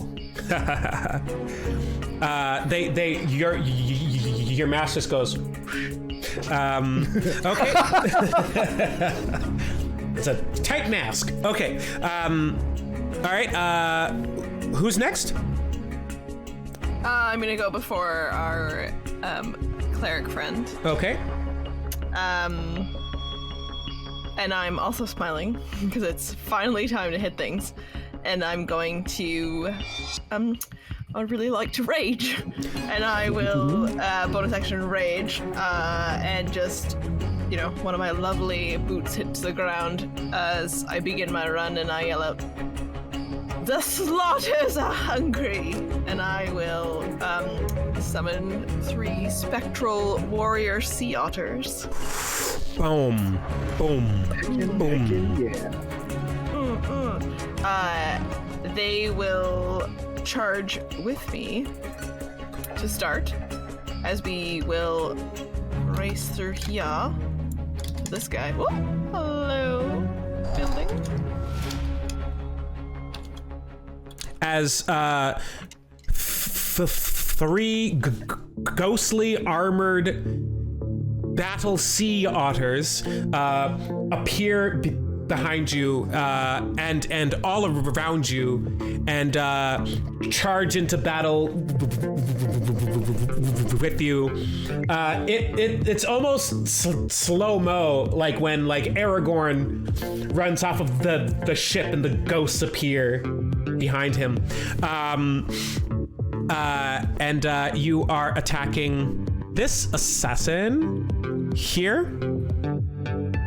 Yeah, Yes? looking at he's engaged, I believe, with a standing guard. Yep. Yeah, I'm in a 2-hand trident. This guy. Okay, attack. Do you need me to cast ceremony? Huh? They're engaged. Oh. Okay, so for my first attack against them, and then because of the presence of these otters, the way that my ancestral protectors work is that this chosen victim of my attack here will have disadvantage on attack rolls that are not against me. Okay. I wasn't rolling an advantage even after I asked. But and then the creature that so the guard on the other side has now, thanks to the redemption, is immune to damage dealt by the attack if that guard attacks him. Okay. Amazing. The spectral otters are basically fighting this guy with me.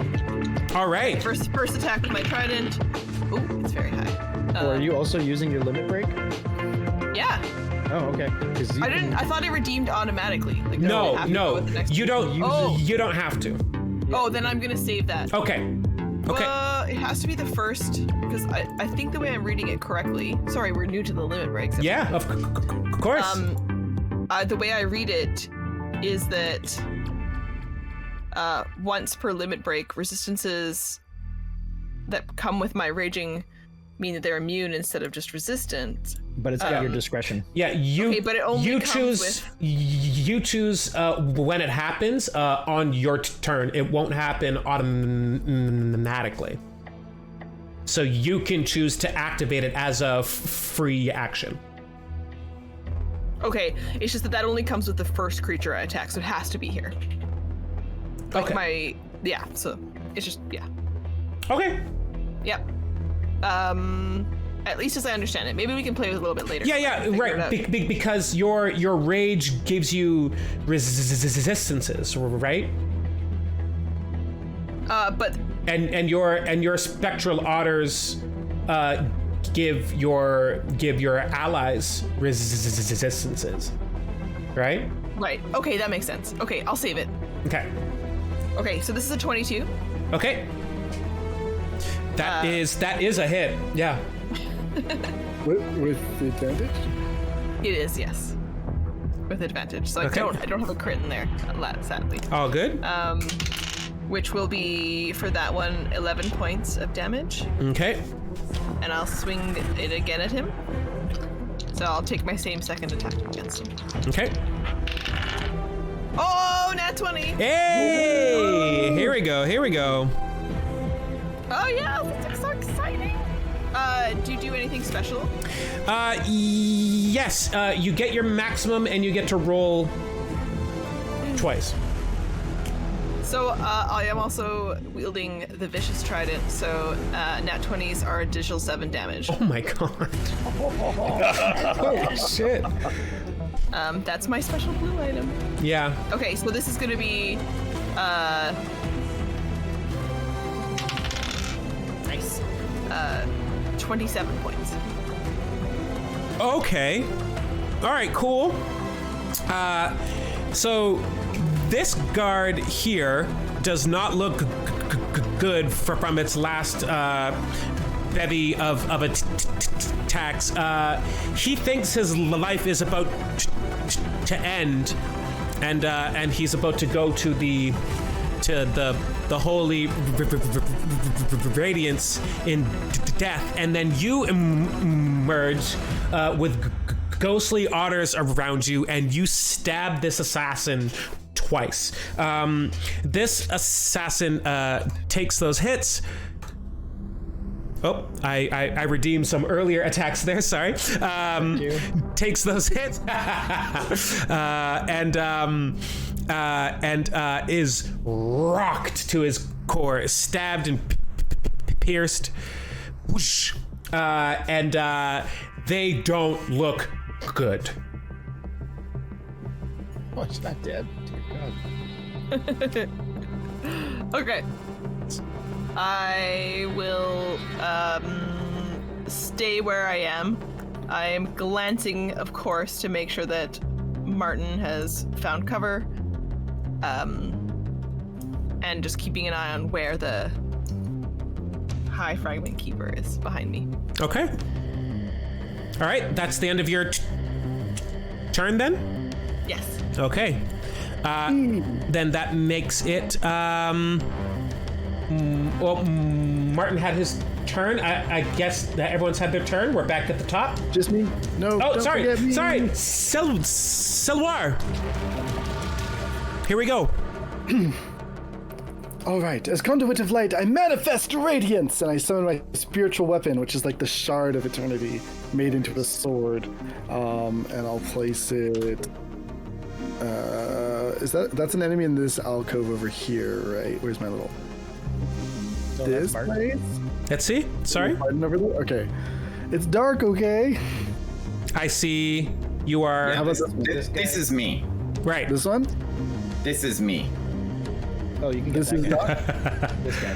Yeah, you can get Can you that guy. see my line? Yeah. Yes? Yeah, yeah, yeah. Yeah, okay. Cool. There, okay. I'll place it over there, and it will make an attack. Okay. That's your spiritual guardian that you're going to put over there? No, this is spiritual weapon. Got it. So I'm going to find another thing. I'm going to see if they have spiritual weapons Wait until I available. summon like 8 otters. No, not otters. Let me see here. Monsters, human, or undead. Working on the fly. Giants, elementals. 22 to hit that assassin when you do find what you need. Yep. Whoa, get in there. Oh, it'll do 7 force damage to it. So we're going to put it there. And that'll be your spiritual weapon there, and it's dealing how much? That'll be a grand total of 7 points of force damage. Okay. And then I'm going to like get onto a knee for a minute, for a moment, not a minute. That would be death. As I clutch my holy symbol to my chest and kind of like press it inwards, and as it does so, it like expands as like almost like a tattoo of radiance across my body, but you can see it over my clothing, and my eyes glow even more intensely as I activate my radiant soul. Alright. Okay. I'm going to stay here and keep myself in between the rune, or the fragment keeper, the high fragment keeper, and the rest of them. Okay. Excellent. So I think that puts us back at the top of the initiative. Oh no! Except my assassins haven't gone, and they're taking their slow turns now. So he doesn't like these ones go. When who goes? Okay, I will. I shall.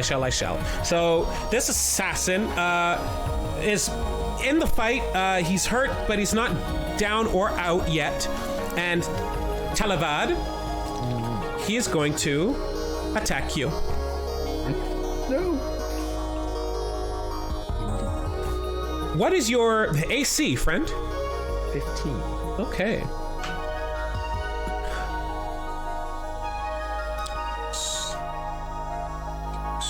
So that's a hit. And that is also a hit. Oof.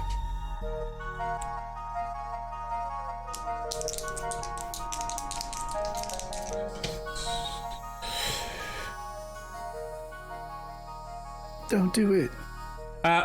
Take 16 points of damage.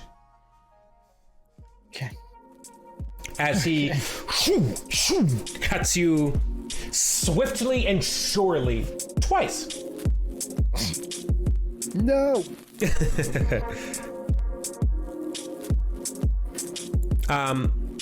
Over here now. You see this assassin make his way here. And I believe he's going to attack you, Silwar. How? Oh, he's moving? Yeah. Oh, yeah. Yeah. Okay. Yep. Cool. I checked. No attack of opportunity here yet. Here we are.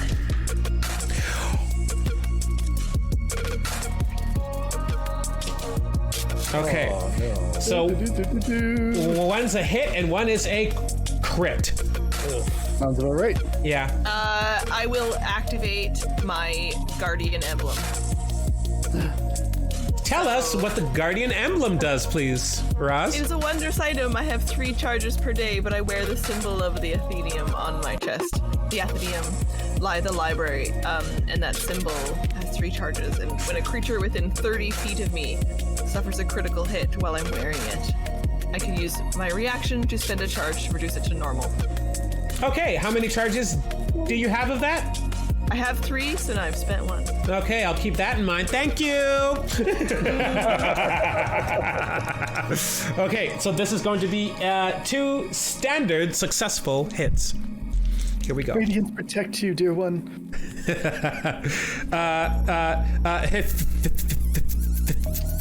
Face in the chat. I don't know what face you're talking about. Here we go. Shout out to Theseus, one of my good old friends, who is the first person to introduce me to Super Nintendo ROMs, which is how I played a lot of Final Fantasy games. So here we go. That'll be...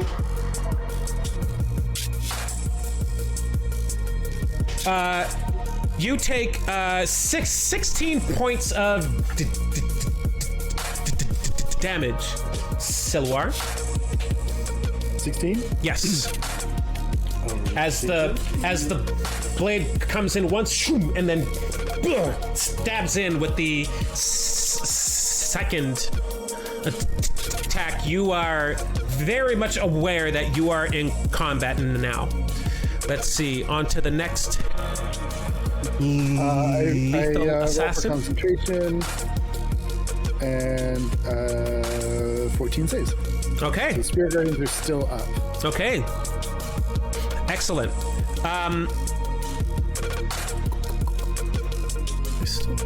Nope, they're both dead. So here we are. This assassin over here is Oh, wisdom save. right. Or else what? What happens? Damage. More damage. All right, fine. Wisdom save. And he's got half movement. Yeah, that part I knew. All right. Do we have? No.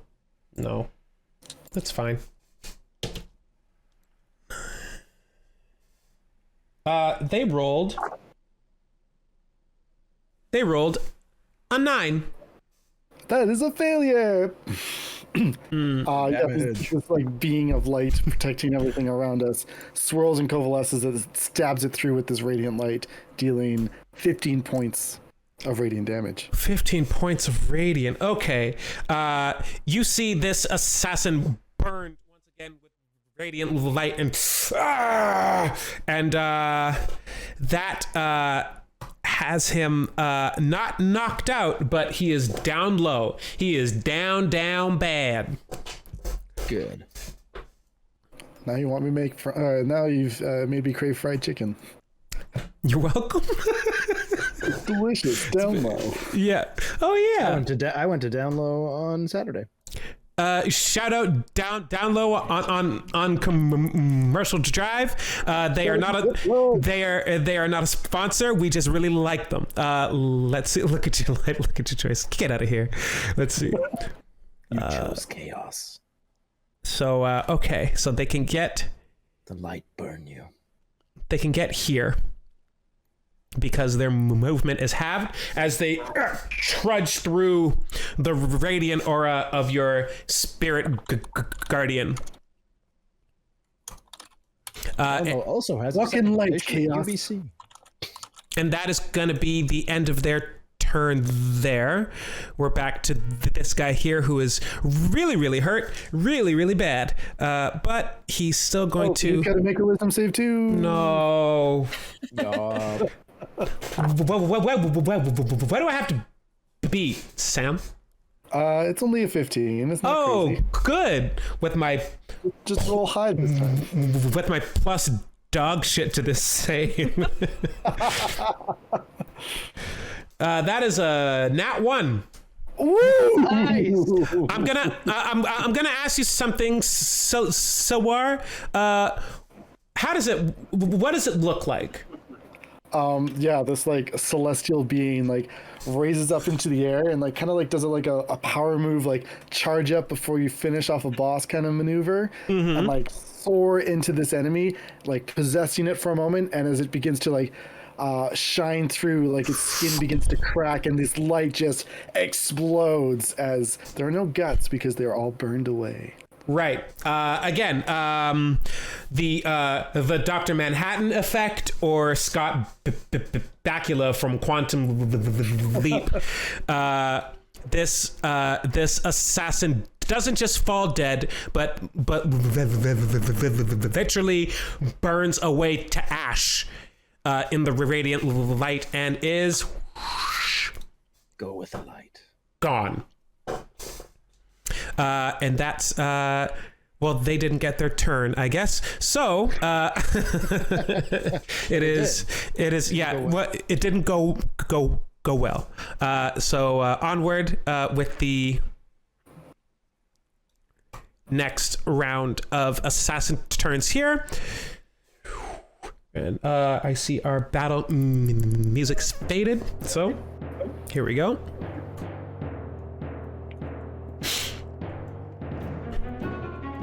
These two assassins are going to make their move up.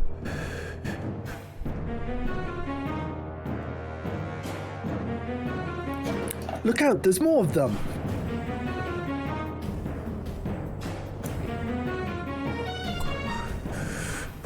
And they are both going to... Does your spirit guardian have HP? Can it be attacked? I don't think so. It's just spirit guardians, right? Ethereal, but please attack it. It's more like a field. Okay, it's just in effect, right? It isn't like an actual entity that is It's Right. corporeal.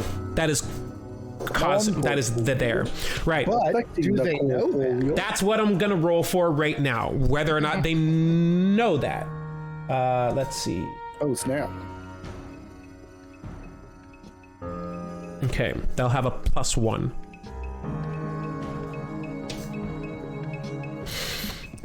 One of them is aware, and the other one is super aware. Not 20 on that. Don't do it, dude! I mean, these agents of chaos have fought warriors of the light. They probably have seen people cast this before. Yes, they haven't fought any quite like you, but they have seen their fair share of combat. So, they are instead going to attack. Let's see here. This one is going to attack this guard here. Just discard? Yeah, discard them. And just the discard. second one, and I'm gonna roll that attack there. Leave them alone. So that is a hit. And, wait, yeah. And this guard here.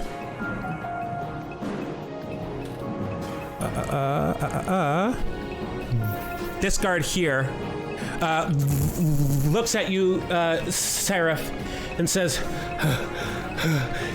"Thank you." As an arrow pierces them in the back, and they fall. And you see the second archer with their bow knocked, ready to fire at you.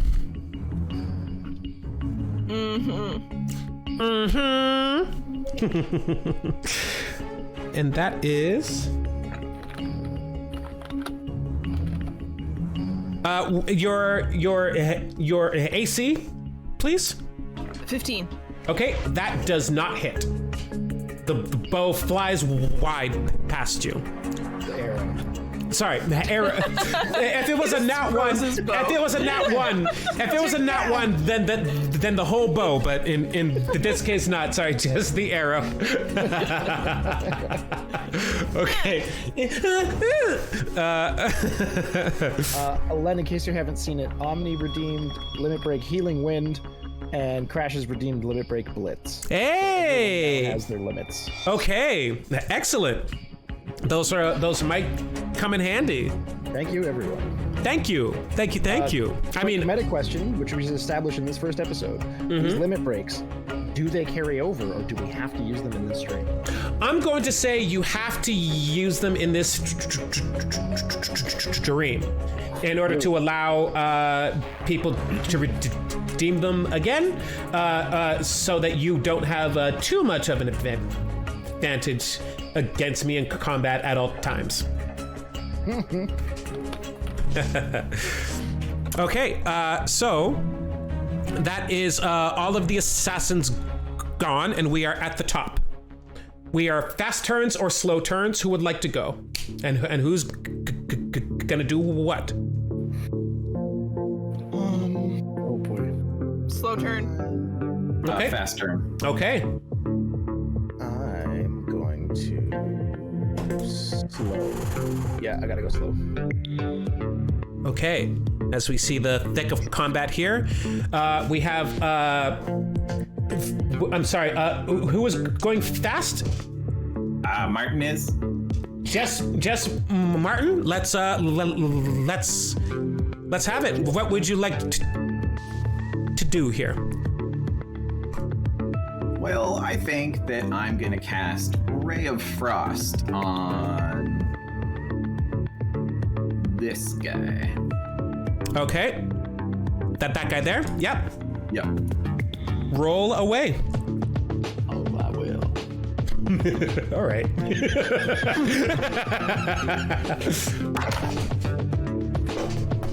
So finally something good. good. Yeah. 26. 26 is a dang hit. Yep. So, yeah, Ray of Frost takes 1d8 Martin, damage. describe when you do spells. 2d8 with damage. Oh yeah, he will. He will. Yeah, when as I cast it, I take, a nice suck on my pipe and kind of flick my wand, and Fiona kind of brightens up on my back. The sort of scroll work and stuff sort of illuminates a bit, and just a jet of ice, kind of snow, cold energy slams into the dude's chest. Okay, so it comes from you here, boom, and hits him there. What damage did you roll for him? I'm sorry. Okay, it's 2d8. Oh, baby. 11 cold damage, and its speed is reduced by 10 feet until the start of your next turn. My next turn. He can only move 5 feet now.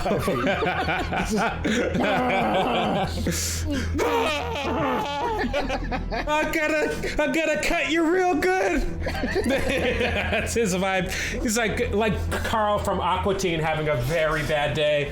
I'm gonna get you real good, Fry Man. As that damage,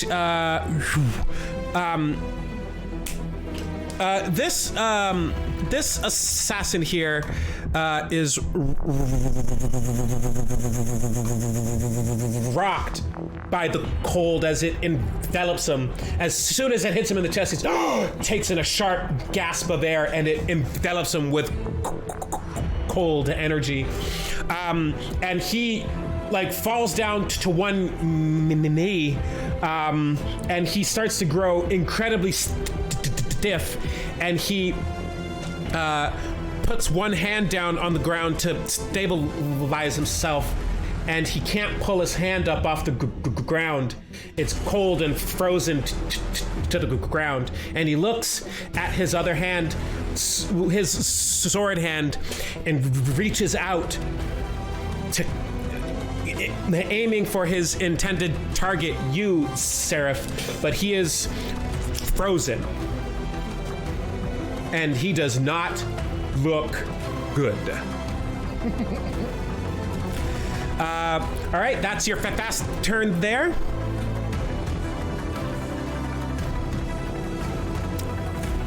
There will be... Oh yeah, the guard. One guard. You know what? The guard. Oh. The one guard that's standing is by you. Yes. He's going to attack. Yeah. He's going to attack this assassin here. Nice. Go! Does he get advantage, or no? He was the first person to engage it, right? Or since the assassin attacked me, does that work? Sorry, give me just a second here. I just got to check his stats for what his attack is. Right. Okay. So, here we are. Sorry, what were you asking there? I was asking, does he get advantage on his attack because we're both engaged? Yes. Or, yeah. I'll say yes. Just helping out this guard. Because every bit helps. 2 ones. I forgot to use my advantage last time. Like a jack. There was 1-1 and 1-17. Good numbers. All right, here we go. 3 attacks, 1-1.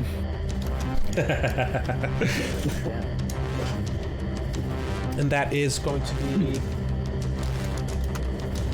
1-1. You say 11. Fuck, I hate that. It's so good. Add a plus sign, and it equals window pane. All right. Enough stupid puns. 1998. What? Enough stupid jokes, please. Wait, was that an Eminem line? No. Okay, good. Good Lord, no. Maybe I'm not familiar with all of his verses, but With his oeuvre. Okay. So this guard attacks this assassin hard and deals 11 points of damage against him. 1-1. And he is on his last leg. That will be the end of your fast turns there. He's going to attack. Oh, actually, no. The ally here. You do still have one ally here.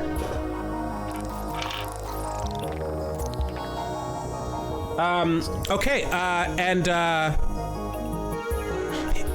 Aeolus looks at you, Silwar, and touches your shoulder as you're in combat, and he says, "Radiance protect you," and uses his aura of protection against you.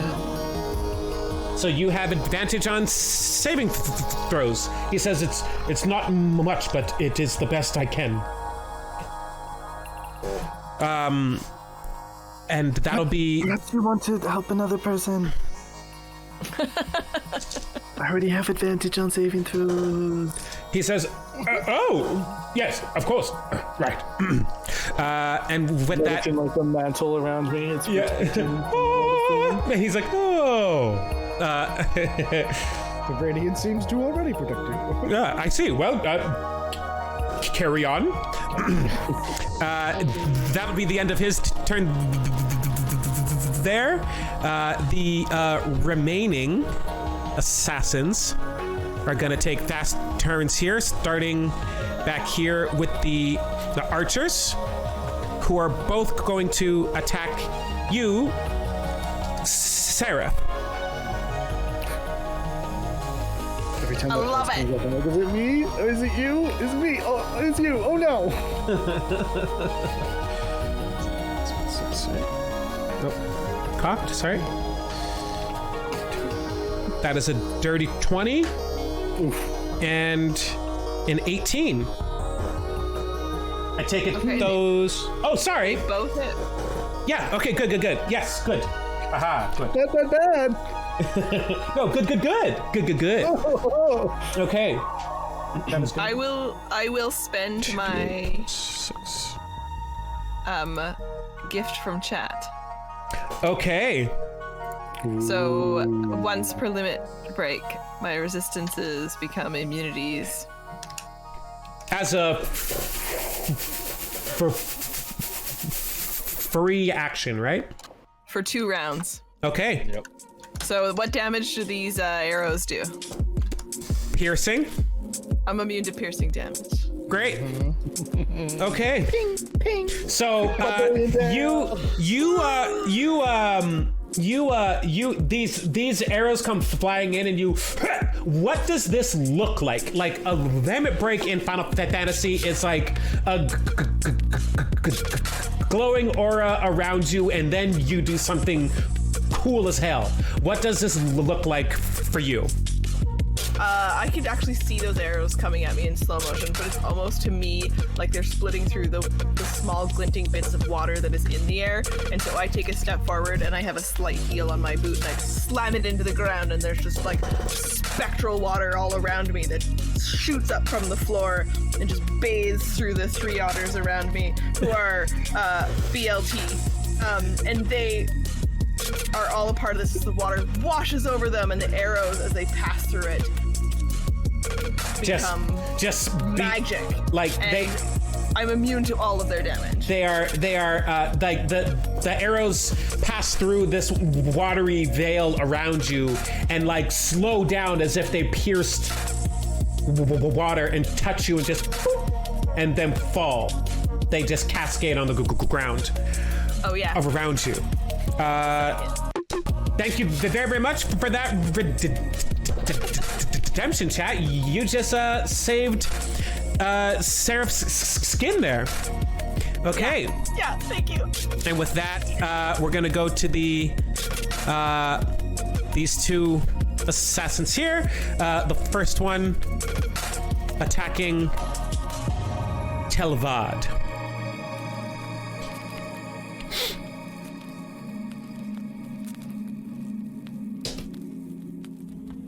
Tally-ho on Taalivad. Okay, that does not hit. The second attack.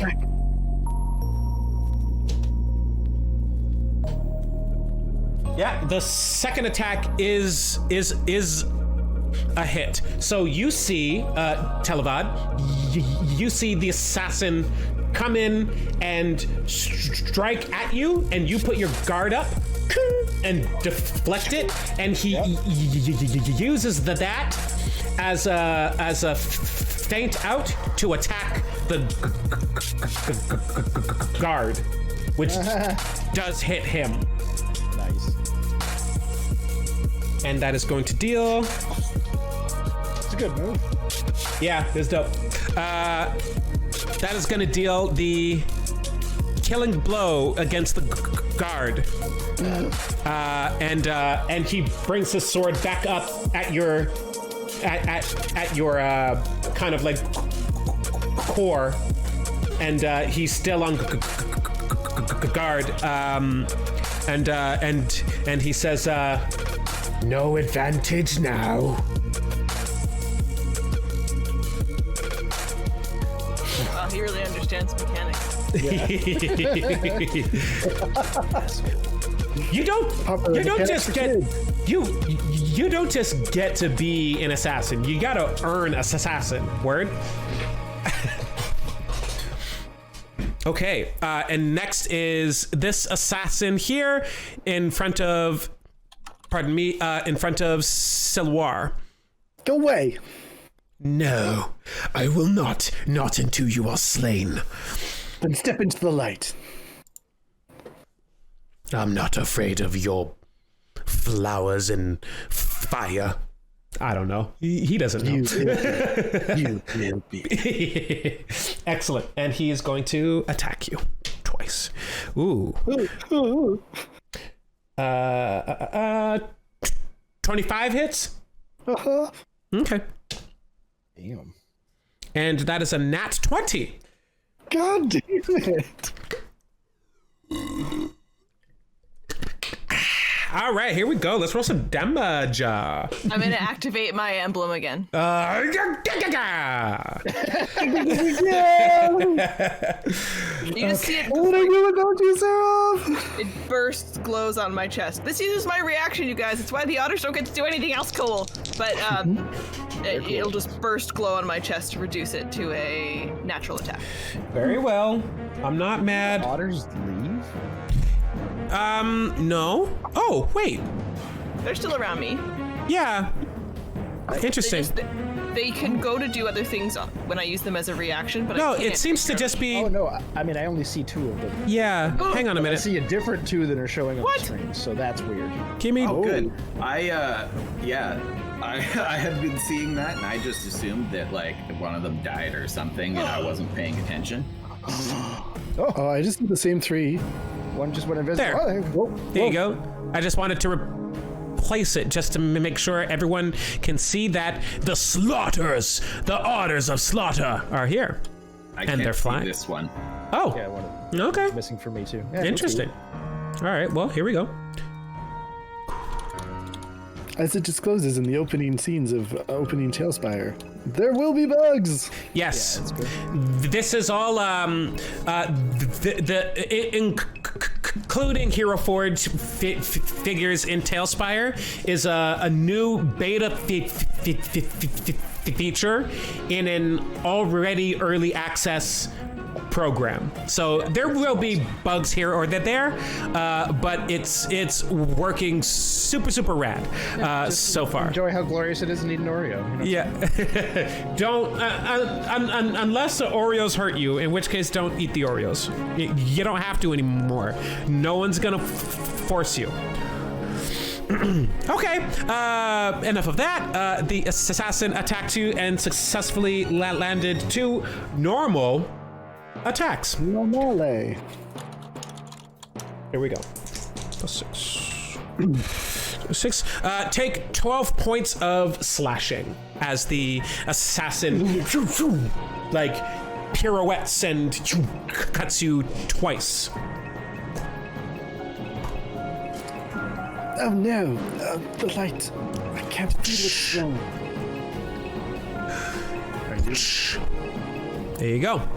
And that is the end of the fast turns. It is now slow turns. Who would like to go? Healing sounds great. I'll go if you guys don't want to do attacky things. Wait, Also was bear in that mind- still our fast turns? Yes. Yes. That was the end of fast turns. We're in slow turns. Yes. Starting now. Bearing in mind, limit breaks don't carry over to the next stream, Yes. and all 3 of us still have ours. Spend away. Yep. My Is limit everything all right? reach requires having large bodies of water around, so yeah. Oh, okay. Fair enough. Never mind.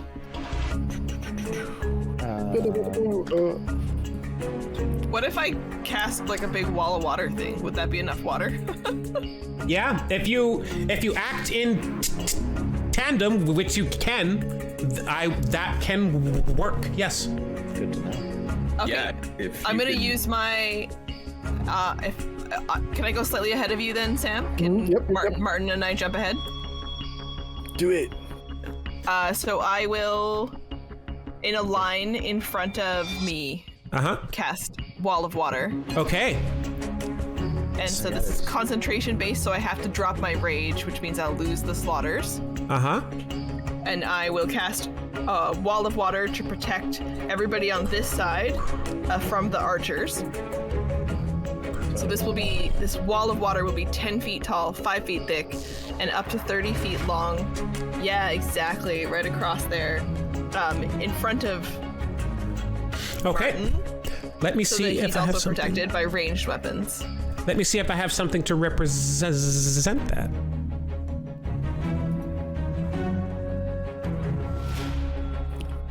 Ranged weapons through this Wall of Water will be at disadvantage on attacks. Of course they are. The frozen guy's just like.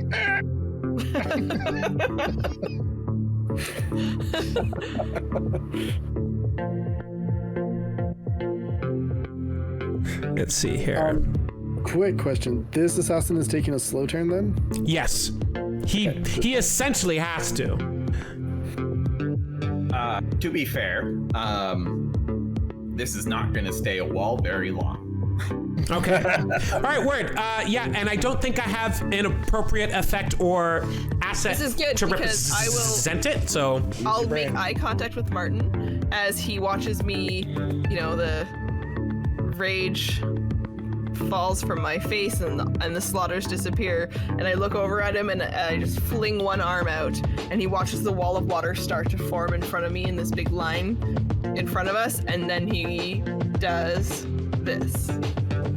I cast Control Water, and just all of that Wall of Water sort of folds in on itself a little and just crashes down over top of all 3 assassins and starts swirling. Okay, so... It's like... Well, it depends. How much water do you think there is? What did you say? It's like 30 by 10 by 5. 30 by 10 by 5? That's a lot. I don't know how many, like how much in like ounces, in like fluid ounces or pints, but it's a lot. It looks like the whirlpool requires more water than that. So, yeah, they're just gonna be flooded to, well over their heads. Okay, then I will A do. large wave of, like being in a tide pool. Yeah, I will do this. Oh. And Specific to their side, though. yes, I can't make it localized, so we'll just say that they are enveloped in water and you guys aren't. You can go underwater. That's a cool move. Okay, so I don't know how drowning mechanics work in 5e, but I guess... Constitution modifier is how much they have of air to breathe Okay, per minute. Does that do damage when it hits them? Like, does it have a crashing effect? yeah. It doesn't specifically say it, but the whirlpool, it would eventually cause 2d8 bludgeoning damage by slamming them all sort of into the center. Welcome in, Raiders. Hey, hello. Hello. For those of you just joining us, we are playing Eternity Fragment, a Final Fantasy / Golden Era of JRPG style inspired 5th edition D&D game. As you can see, we are playing using Talespire, and we have our all of our allies and figures decked out via Hero Forge, and as you can see, a lot is happening in combat right now. There is currently a flood that is affecting only the enemies and not your allies. For the purposes of the limit break of it all, Martin, I'm going to say that bludgeoning can take effect now. Okay, cool. Because it's too cool not to, right? Yeah, and it's when a creature enters this vortex, it has to make, it's a strength saving throw. And on a failed save, it takes 2d8 bludgeoning damage. So that seems very similar to having a wall of water crash down. Yeah, there you go. Okay, so that is a dex save, you said? We'll say strength saving throw. Strength saving throw. That's what it is for the whirlpool. Okay, got it.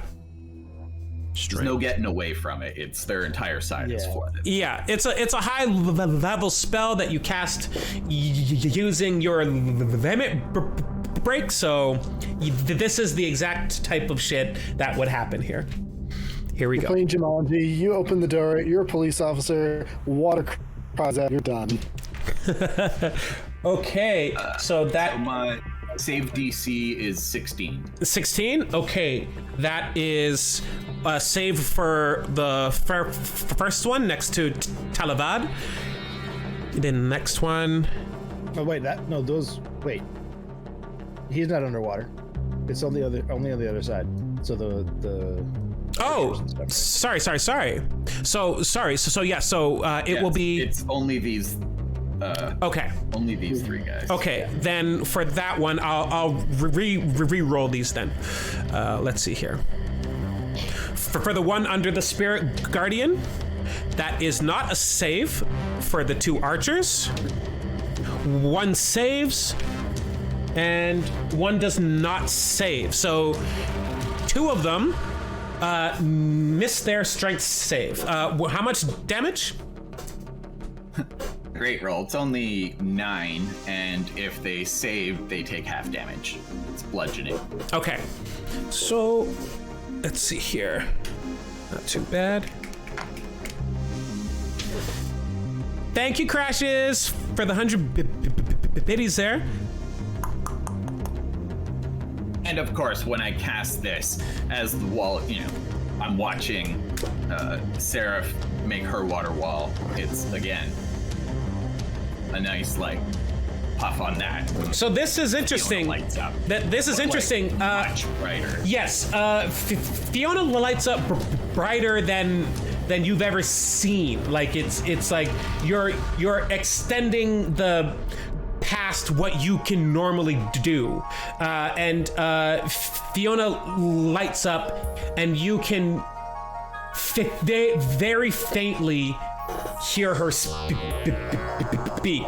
What does she say as this spell is cast?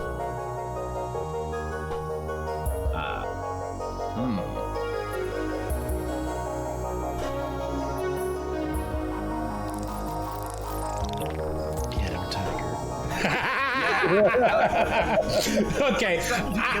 Yeah, get him, Tiger. I love you. Okay, I'm not gonna make it a hard and fast rule, but as of now, for now, Trevor is the voice of Fiona. Okay, with that said, does it last long, or does it go as soon as it comes? No, it's a 10-minute concentration spell. Oh my god.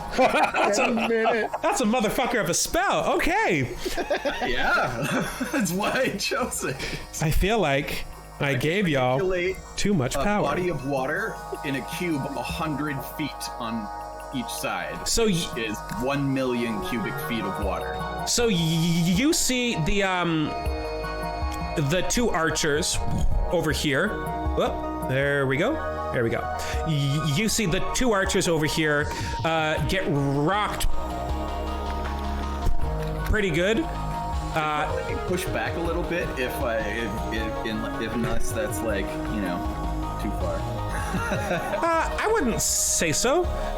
That's... I feel like big walls of water push you pretty far. Yeah, I'll give you a push up for the one who made his save. He's gonna stay put. For the one who didn't, they're gonna get pushed back 15 feet, I'll say. Nice. And this one here, the frozen one, you don't see them for a second, and then you see them kind of float up. Oh no.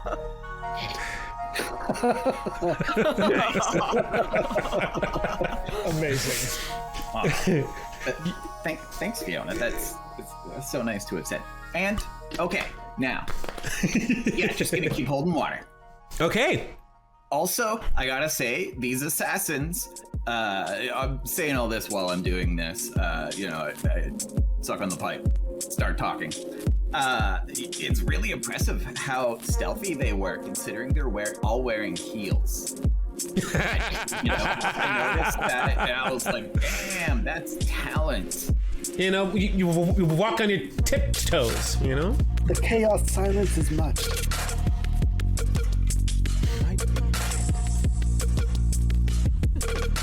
Okay. Can I go next then? Yeah, go for it. Yeah. Slow? Yes. Okay. Yeah. Righto, you've killed quite enough people. I'm about to end all of that.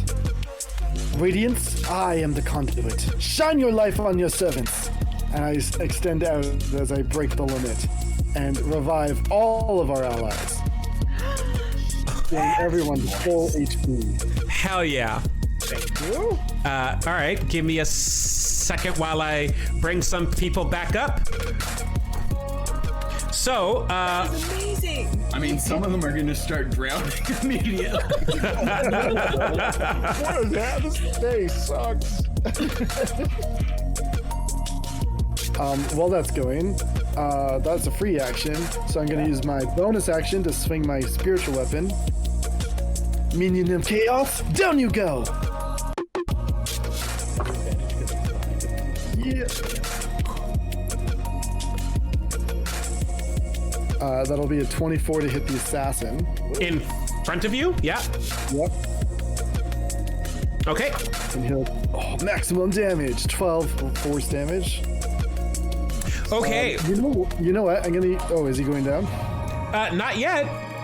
I'm going to empower the strike with my Radiant Soul and add another 6 to that, so 18 radiant and force damage. Okay, now he goes down. How does it look? How does it look? Yeah, I'm gonna like blow a raspberry in his face, and as he goes to move to strike me, the spiritual shard is going to stab him right through the chest as it comes out the other side, and I just give it a little tap as it recedes and he drops dead. Amazing. Now we've got a little bit more work to do. Taalivad, get ready. This is it. And I'm going to use my action to cast Guiding Bolt at the 3rd level at the one in front of Taalivad. Okay.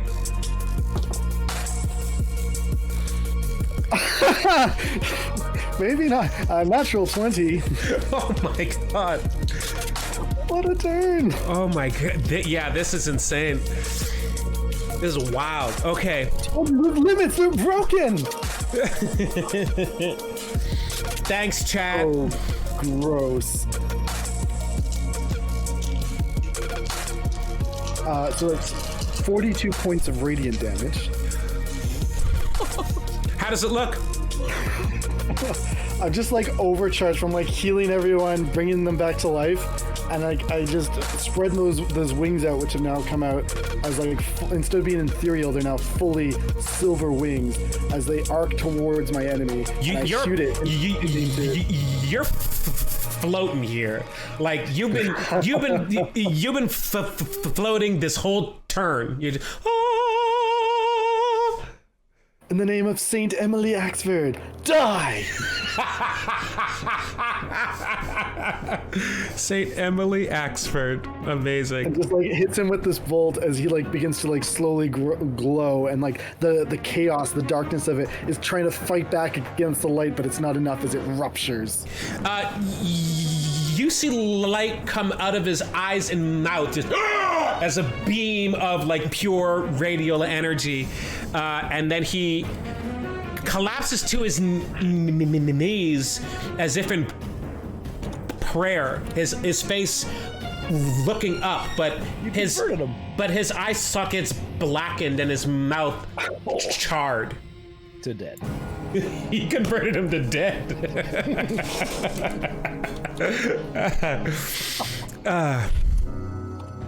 Amazing.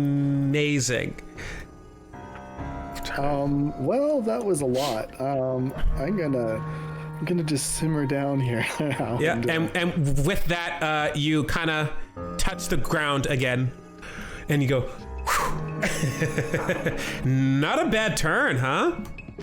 Okay, it's like that, you huh? just show up with the Ark of the Covenant. Holy shit. Yeah. Okay. Fast turns, slow turns. We're back at the top. Oh, I didn't take my turn. Oh, sorry. Well, yeah, it's all good. Taalivad, go. Well, I guess I'm gonna be shocked at the corpse in front of me. Just look over at Silwar. Impressive.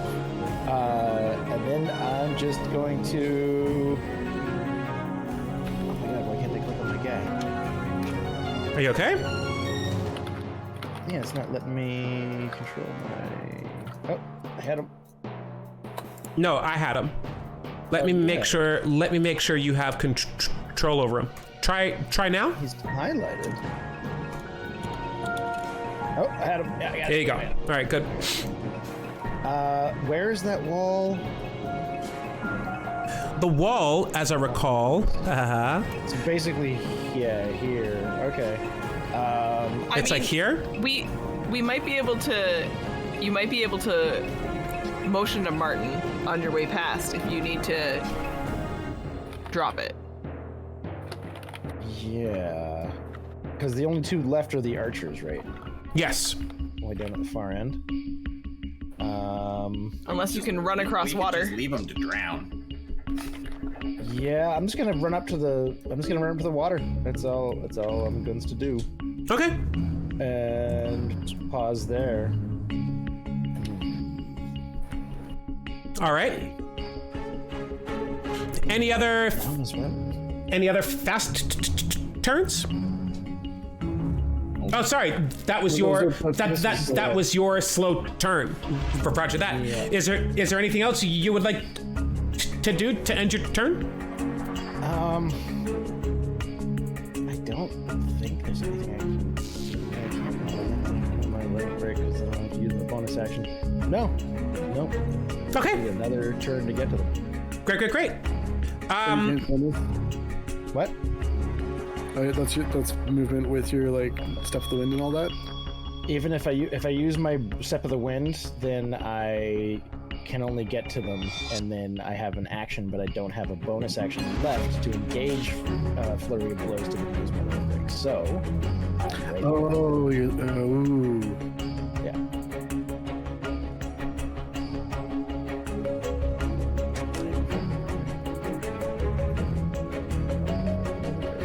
I see. The limit break is the limiting factor. Yeah. Yeah. Well, the bonus action. Yeah. Yeah. Have to be in flurry and then keep it going. Right. Okay. Then that will be the end of your turn then. So we're back at the top now. I'm trying to make sure I didn't miss anyone. I'll say Aeolus says, good job. And splendid work.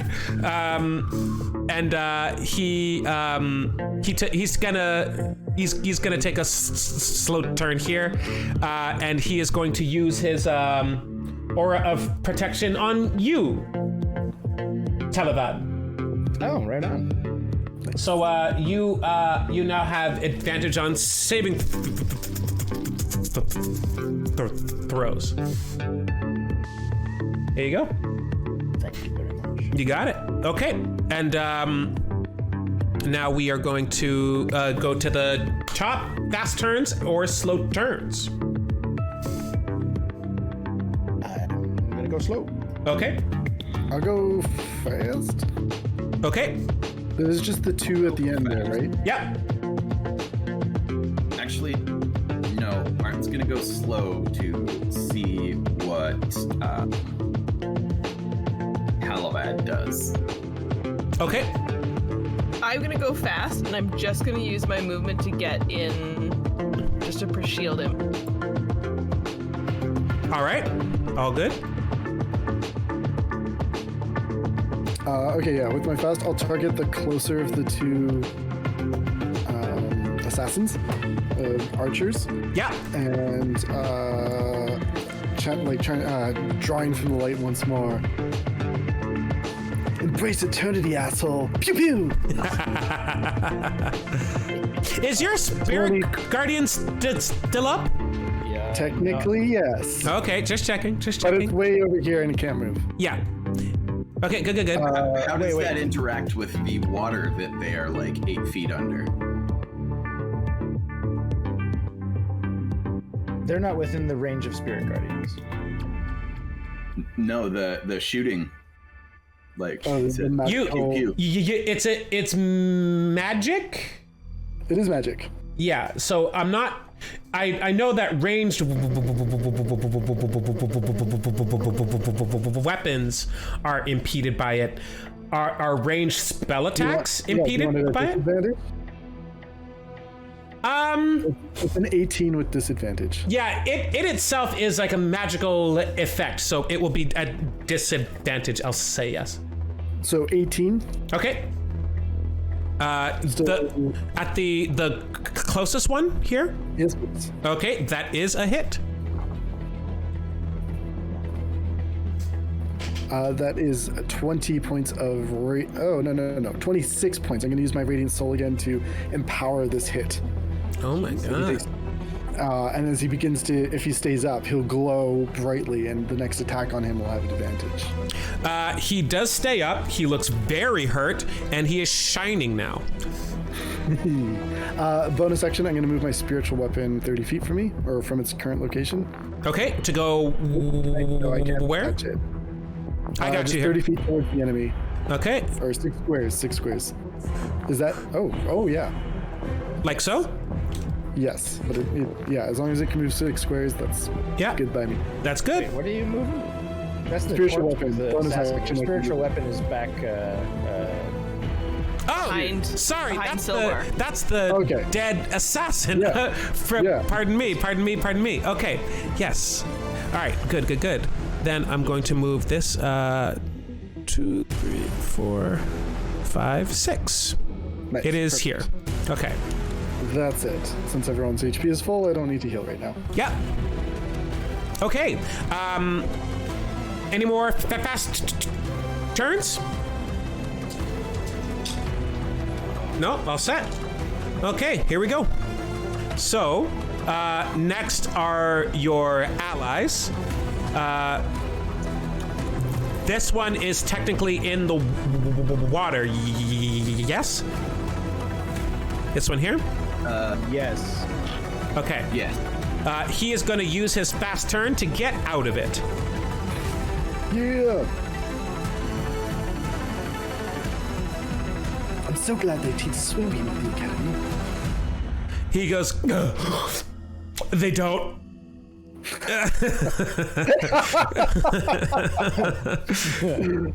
And Well, glug then. no, they don't. No, they don't. Okay, and these two are gonna have to take slow turns in order to try to escape this flood. There's this one here who can escape, so he's going to do that. What?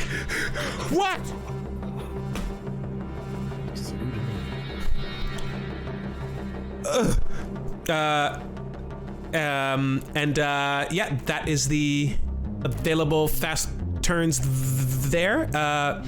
These guards are gonna line up here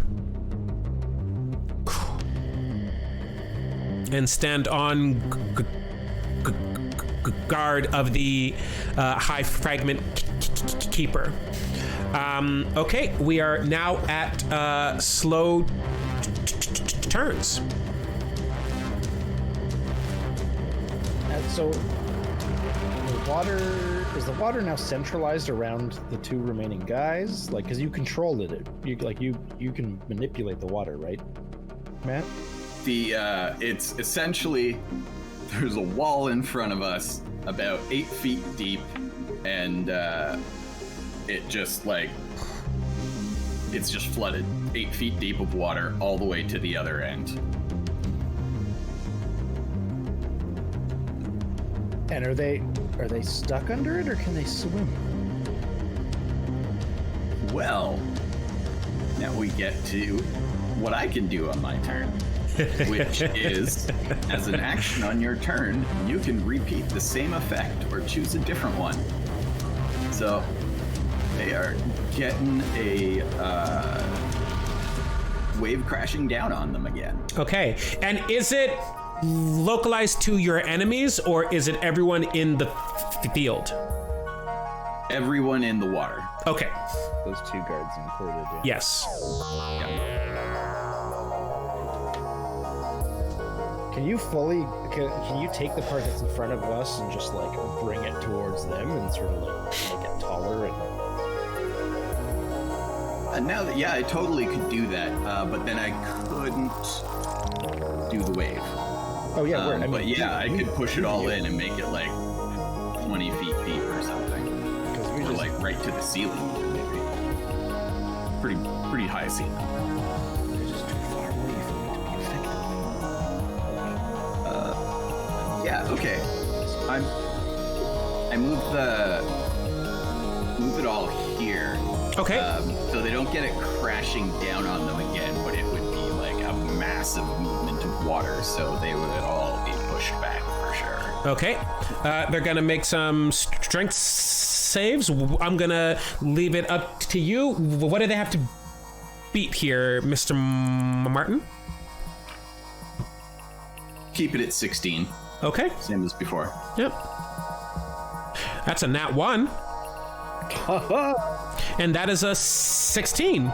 Okay, so gonna say this one fails their check and this one succeeds. So the nat one, they are not only pushed back 15 feet, but they are also knocked prone, and they're shiny also, right? Does the guard get an opportunity attack because of the nat one? I gotta say yes. And then that advantage because they're shiny? Wave. Yeah, oh yeah, he The gets guard also needs to do a save. Oh yeah, that's a good point. The guard should probably save. Oh yes, true. Let's see what these guards are. Guard just come back from the dead. This one. And then he's underwater. 10. Okay, so this guy gets pushed back 15 feet as well. Oh, sorry. Oh, sorry. 10, 15. There you go. They'll say there. And does this one make his save to beat 16? No. This one gets pushed back as well. 5, 10, 15. Yeah, All it's right. not looking good for those guys. No, but I will say because of the nat one, when these two both get pushed back, the guard gets opportunity attack on him. Because I am a kind dungeon master. And that is a hit. God damn. Okay. The one that which one's attacking who? Let's see here. This guard. Boom. This guard here is attacking this guard here. Okay, because the next attack on him has advantage as well. Okay. Then let me roll that again. But wouldn't he be prone and have disadvantage because he failed the save? So it would be flat? Oh yeah. No, the guard didn't get knocked prone. He just got pushed back. Yo. All right. So technically he's not prone, so he would have advantage anyway, so thank you. Come on, nat 20! Nat 20!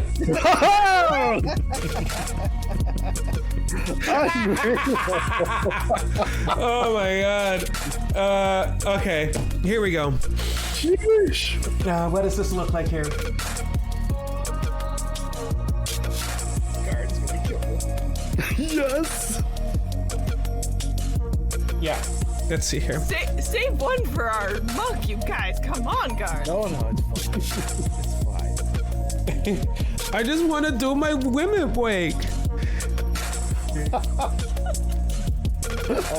refund the points to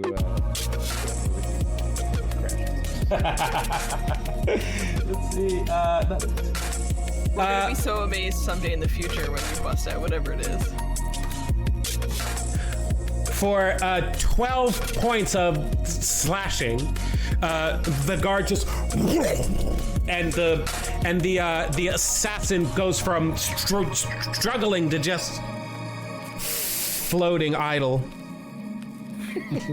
in the waves. Upward and upward towards the ceiling.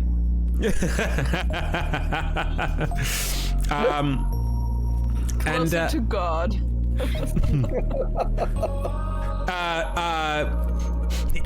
Eola says technically that's back there through the door, but yeah, sure, all right, sure, okay. Okay, so those are the boom. Those are the fast turns, right? Oh no, that's the first slow turn. First slow turn. Okay, so let's. What happens next? Who's next? I shall advance. Let's see, hold on. Going in the water? No, the water got moved. Yeah. Oh, right. Yes. So the water, as I understand it, is now in this area here. Okay. Yeah. Right? Yeah. Against that line. Boom. And they got pushed another 50 feet back. So I'm going to get to here. And can I? Oh man, let's see. Oh, can you do your like Hadouken? Yeah, I can do that. Yeah. I can certainly do that. It'll be ranged and at disadvantage in the water, but you can. Okay. Magical fire, it isn't extinguished by water. It is not fire. It is the burning of my key. Okay. Is the sun's light concentrated? And I cast Radiant Sunbolt. Uh-huh. I'm gonna do it for both of my attacks. Mm-hmm. Disadvantage, you say? Yeah. That is, the first one is a 18. That's a hit. And the second is a 14. That is a hit. Okay. You know what? Screw it. Let's do this. So I'm gonna use another key point. Uh-huh. And I'm going to do Flurry of Blows. Okay. And so it's just, and my eyes, pupils disappear, eyes glow yellow with the light of the sun, and then I'm just shooting bolt after bolt. The Dragon Ball aura comes up around you, and you just. That's 1, 2. That's a 14 and a 16. No, 14 and an 18 again. That's a hit. Hit. For the flurry. Yeah. Are you going to spend your blitz? Oh, right. That's 4 hits. Okay. So far. And yes, so I'm going to engage my limit break. Okay. So, what does it look like? So as I'm going, it's just 1, 2, 3, 4, and then and as many as I can now hit. Yeah. Until I miss. Yes. I just start speeding up faster and faster, and bolts of light just keep shooting. Okay. Out. Roll away. You have to beat 14. Okay, we'll just say that's a 1. Like a 1. That's 1. Yeah. That's a hit. 2, 3,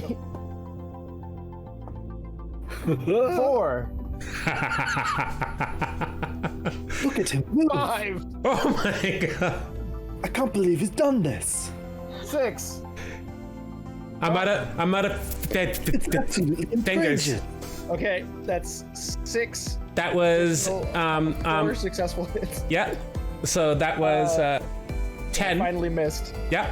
Because that last one was only an 8. Okay. So 1, 2, 3, 4, 5, 6. And just light is glowing and radiating more and more from him. He's just screaming. You see. Okay. You see the there's like a light aura in. Actually, I think I have something for this. Let's see. Light.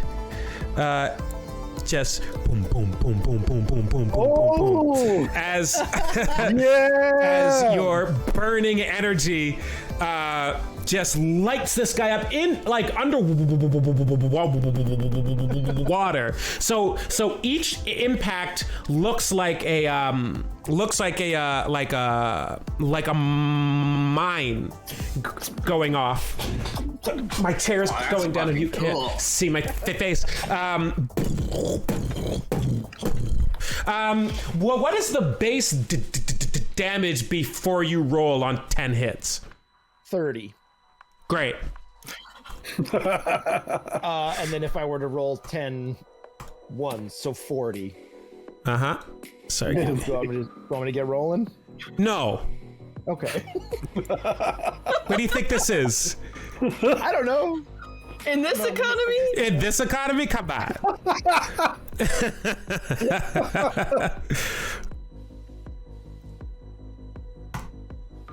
Okay. So yeah. As they just keep going off, just like everyone that hits starts leaving a sort of cavernous hole that's like ignites and then cools and sizzles, and then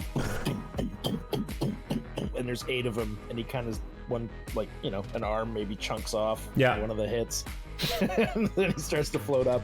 Ah! And the light slowly diminishes.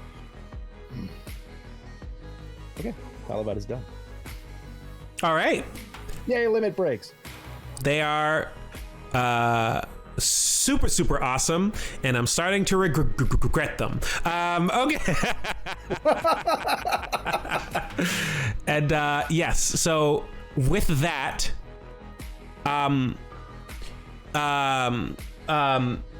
combat has ended. And my chair keeps sinking down, so you can only see the top of my head, but I promise I'm here. I'm just like, okay, here we go. It's tired. Okay. He's got the weight of the world on his shoulders. Combat has ended. Martin, you still have your spell effect up. Would you like to? Well, looking into what actually has to happen is Serif has to, because I can't make it disappear. Oh, Roll it. Yeah. okay. So she's got to release her wall of water. Yeah, I drop it. Okay.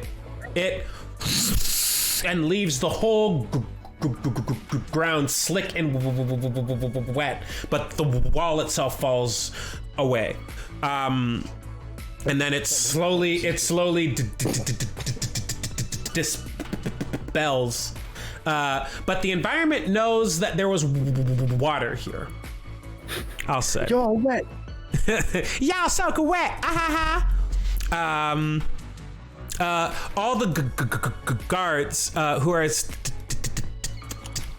standing after being slain, dropped to dead, they fall to one knee and bow in honor of all of you. Hail the heroes of light! Hail the heroes of light! Nay, friends, it was your service to the light that brought you back. I am only the conduit. Aeolus says, the Radiance has never steered us wrong. It is a wonder that you felled so many foes so swiftly. And, oh, sorry. Nay, friend, it was our belief in the light. The radiance is our key. Also, I think probably you're going to want to look into having somebody magically dry out all of the wood and stuff in here and, like, you know, any fabric, because, like, that, it really wasn't good for it. You're going to want to get on that sharpish. He goes, right, well, we do have custodians who tend to everything. Are they magical? Well, we can have. It's gonna take some time for these to dry out, and in that time, they're probably gonna like get soak and expand and get moldy. Good point, Mr. Goodapple. We also would love it if you would, you see to the physical environs and also the magical. You probably have wards to reset. I mean, assassins just showed up right at the gate. Has there been an attempt like this before? He says, no, there hasn't. We don't have wards on the temple itself. Only on the great gate, and those are the strongest that could possibly be made. They haven't felled once in thousands of years. Then you may want to increase the guard. Yeah, and maybe train Post-haste. them better, because those guys, sorry guys, but like you had to be raised from the dead, and like that's pretty embarrassing. One of the guys goes, we were caught unawares, man. Come on. Yeah, well, you're a guard. Your job is to not be caught unawares. So really, just to fail all around, you're gonna have to like get into a huddle after this and like, you know, a little like post-game talk or something. As Martin keeps better talking, strategies. I was Maybe the spend only a one little not more caught time in the unawares, practice Malcolm. field. As Martin keeps talking, and I'm not going to stop you. But I'll get everyone else who isn't talking to roll a perception check. Okay. I do want to say something to Aeolus. 23. Uh-huh. Nat 20. Uh-huh. Oh. Okay. You only had to beat a 10. Everyone else sees it. Aeolus sees it. Only Martin is still talking away. As you look behind you, a radiant blue light is spilling forth from the seam of the great gate behind you.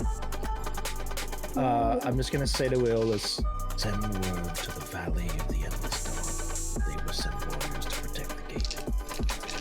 At once. I'm going to advance toward the gate. Aeolus advances with you, not alongside, just behind you. He says, "The great gate is opened. The radiance is ready for you now, heroes. Please use all of your strength and will and might and spirit to protect the Eternity Fragment. Our entire existence in the radiant light depends upon you." By Radiant's light, I pledge I will. He bows low. I will swing my trident and spin it around and put it back on my back, but then I will reach one hand down to clasp hands with Martin to pull him forward to the gate. Oh, yeah, yes. Yeah, no, yeah, I know. It's fine. She agrees. Probably, maybe some good knowledge along here. Yeah, I know. Fiona, you were right. I'm trying to talk here. Well, I guess I'm actually done talking, so sorry, Fiona. I guess, we really could have been talking this whole time. No, Martin. Martin. What? Mr. Goodapple, Yes. it's time to go on an adventure. Oh, okay. I like adventures. Probably lots of books at the end. Fiona and I were just saying that, this is a really good opportunity. Maybe we can, find some good books, information, ancient scrolls or something. I clasp him on the shoulder tablets, really hard. So that you feel the pressure on the side of your shoulder. And we step forward. Oh, it's one of those cases, eh? Got it. As we follow the monk. As you approach the door, Taalivad, you gently push against it, and it gives, but only part way.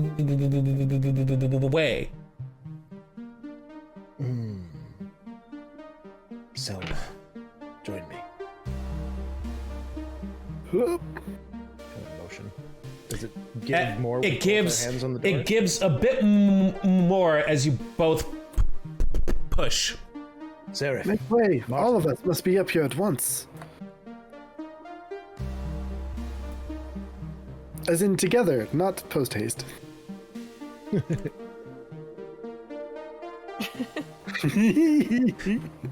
With all four of you there,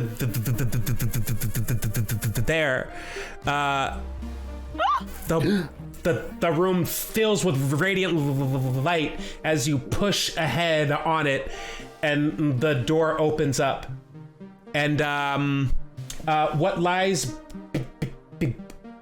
beyond it is something that we're gonna have to find out next time. This is so cool.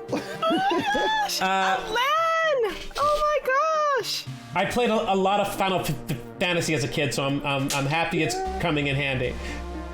Let's Feeling see. it. I just want to make sure I get everything right. Boom, boom, boom, boom. Oh my Sorry, god. just a second. Thank you, Alain. Thank you. Did everyone have a good time? Hell yeah. Hell yeah. So good. Excellent. Barely Okay. noticed that we went 50 minutes over.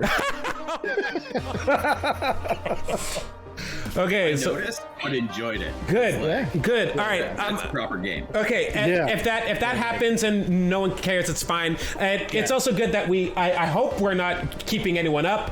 We're all at home and hopefully having fun. Alain? Yes, sir. Make sure you push not stop streaming. I know we're getting everyone who's in the chat. Thank you for staying tuned. Thank you for joining us, and stick around because we're getting ready for a raid that we're gonna do correctly. Yeah. Yeah, buddy. Special thanks to Capri for moderating our chat. The Kid Capri. Special thanks to DJ Mr. Myrdoch for getting our music all lined up here. Hopefully, we'll be able to have him in my house DJing live for future episodes. This is just episode 1 of I hope to be 6 fantastic episods of Eternity. Shout out So yes. to the G Show for the raid. Thank you so much for the raid. Thank you so much for the raid. And another special shout out to the Nameless Dreamers, which is a music duo including my good friend R23X for the opening battle music theme, which they composed themselves. Once we upload this to YouTube, we're gonna include that in the notes for you to go buy their album. They make tons of really awesome Final Fantasy inspired and JRPG inspired music for your ears to enjoy. So once again, thank you, and until next time, stay Final Fantasy. Nice. Ooh, like it.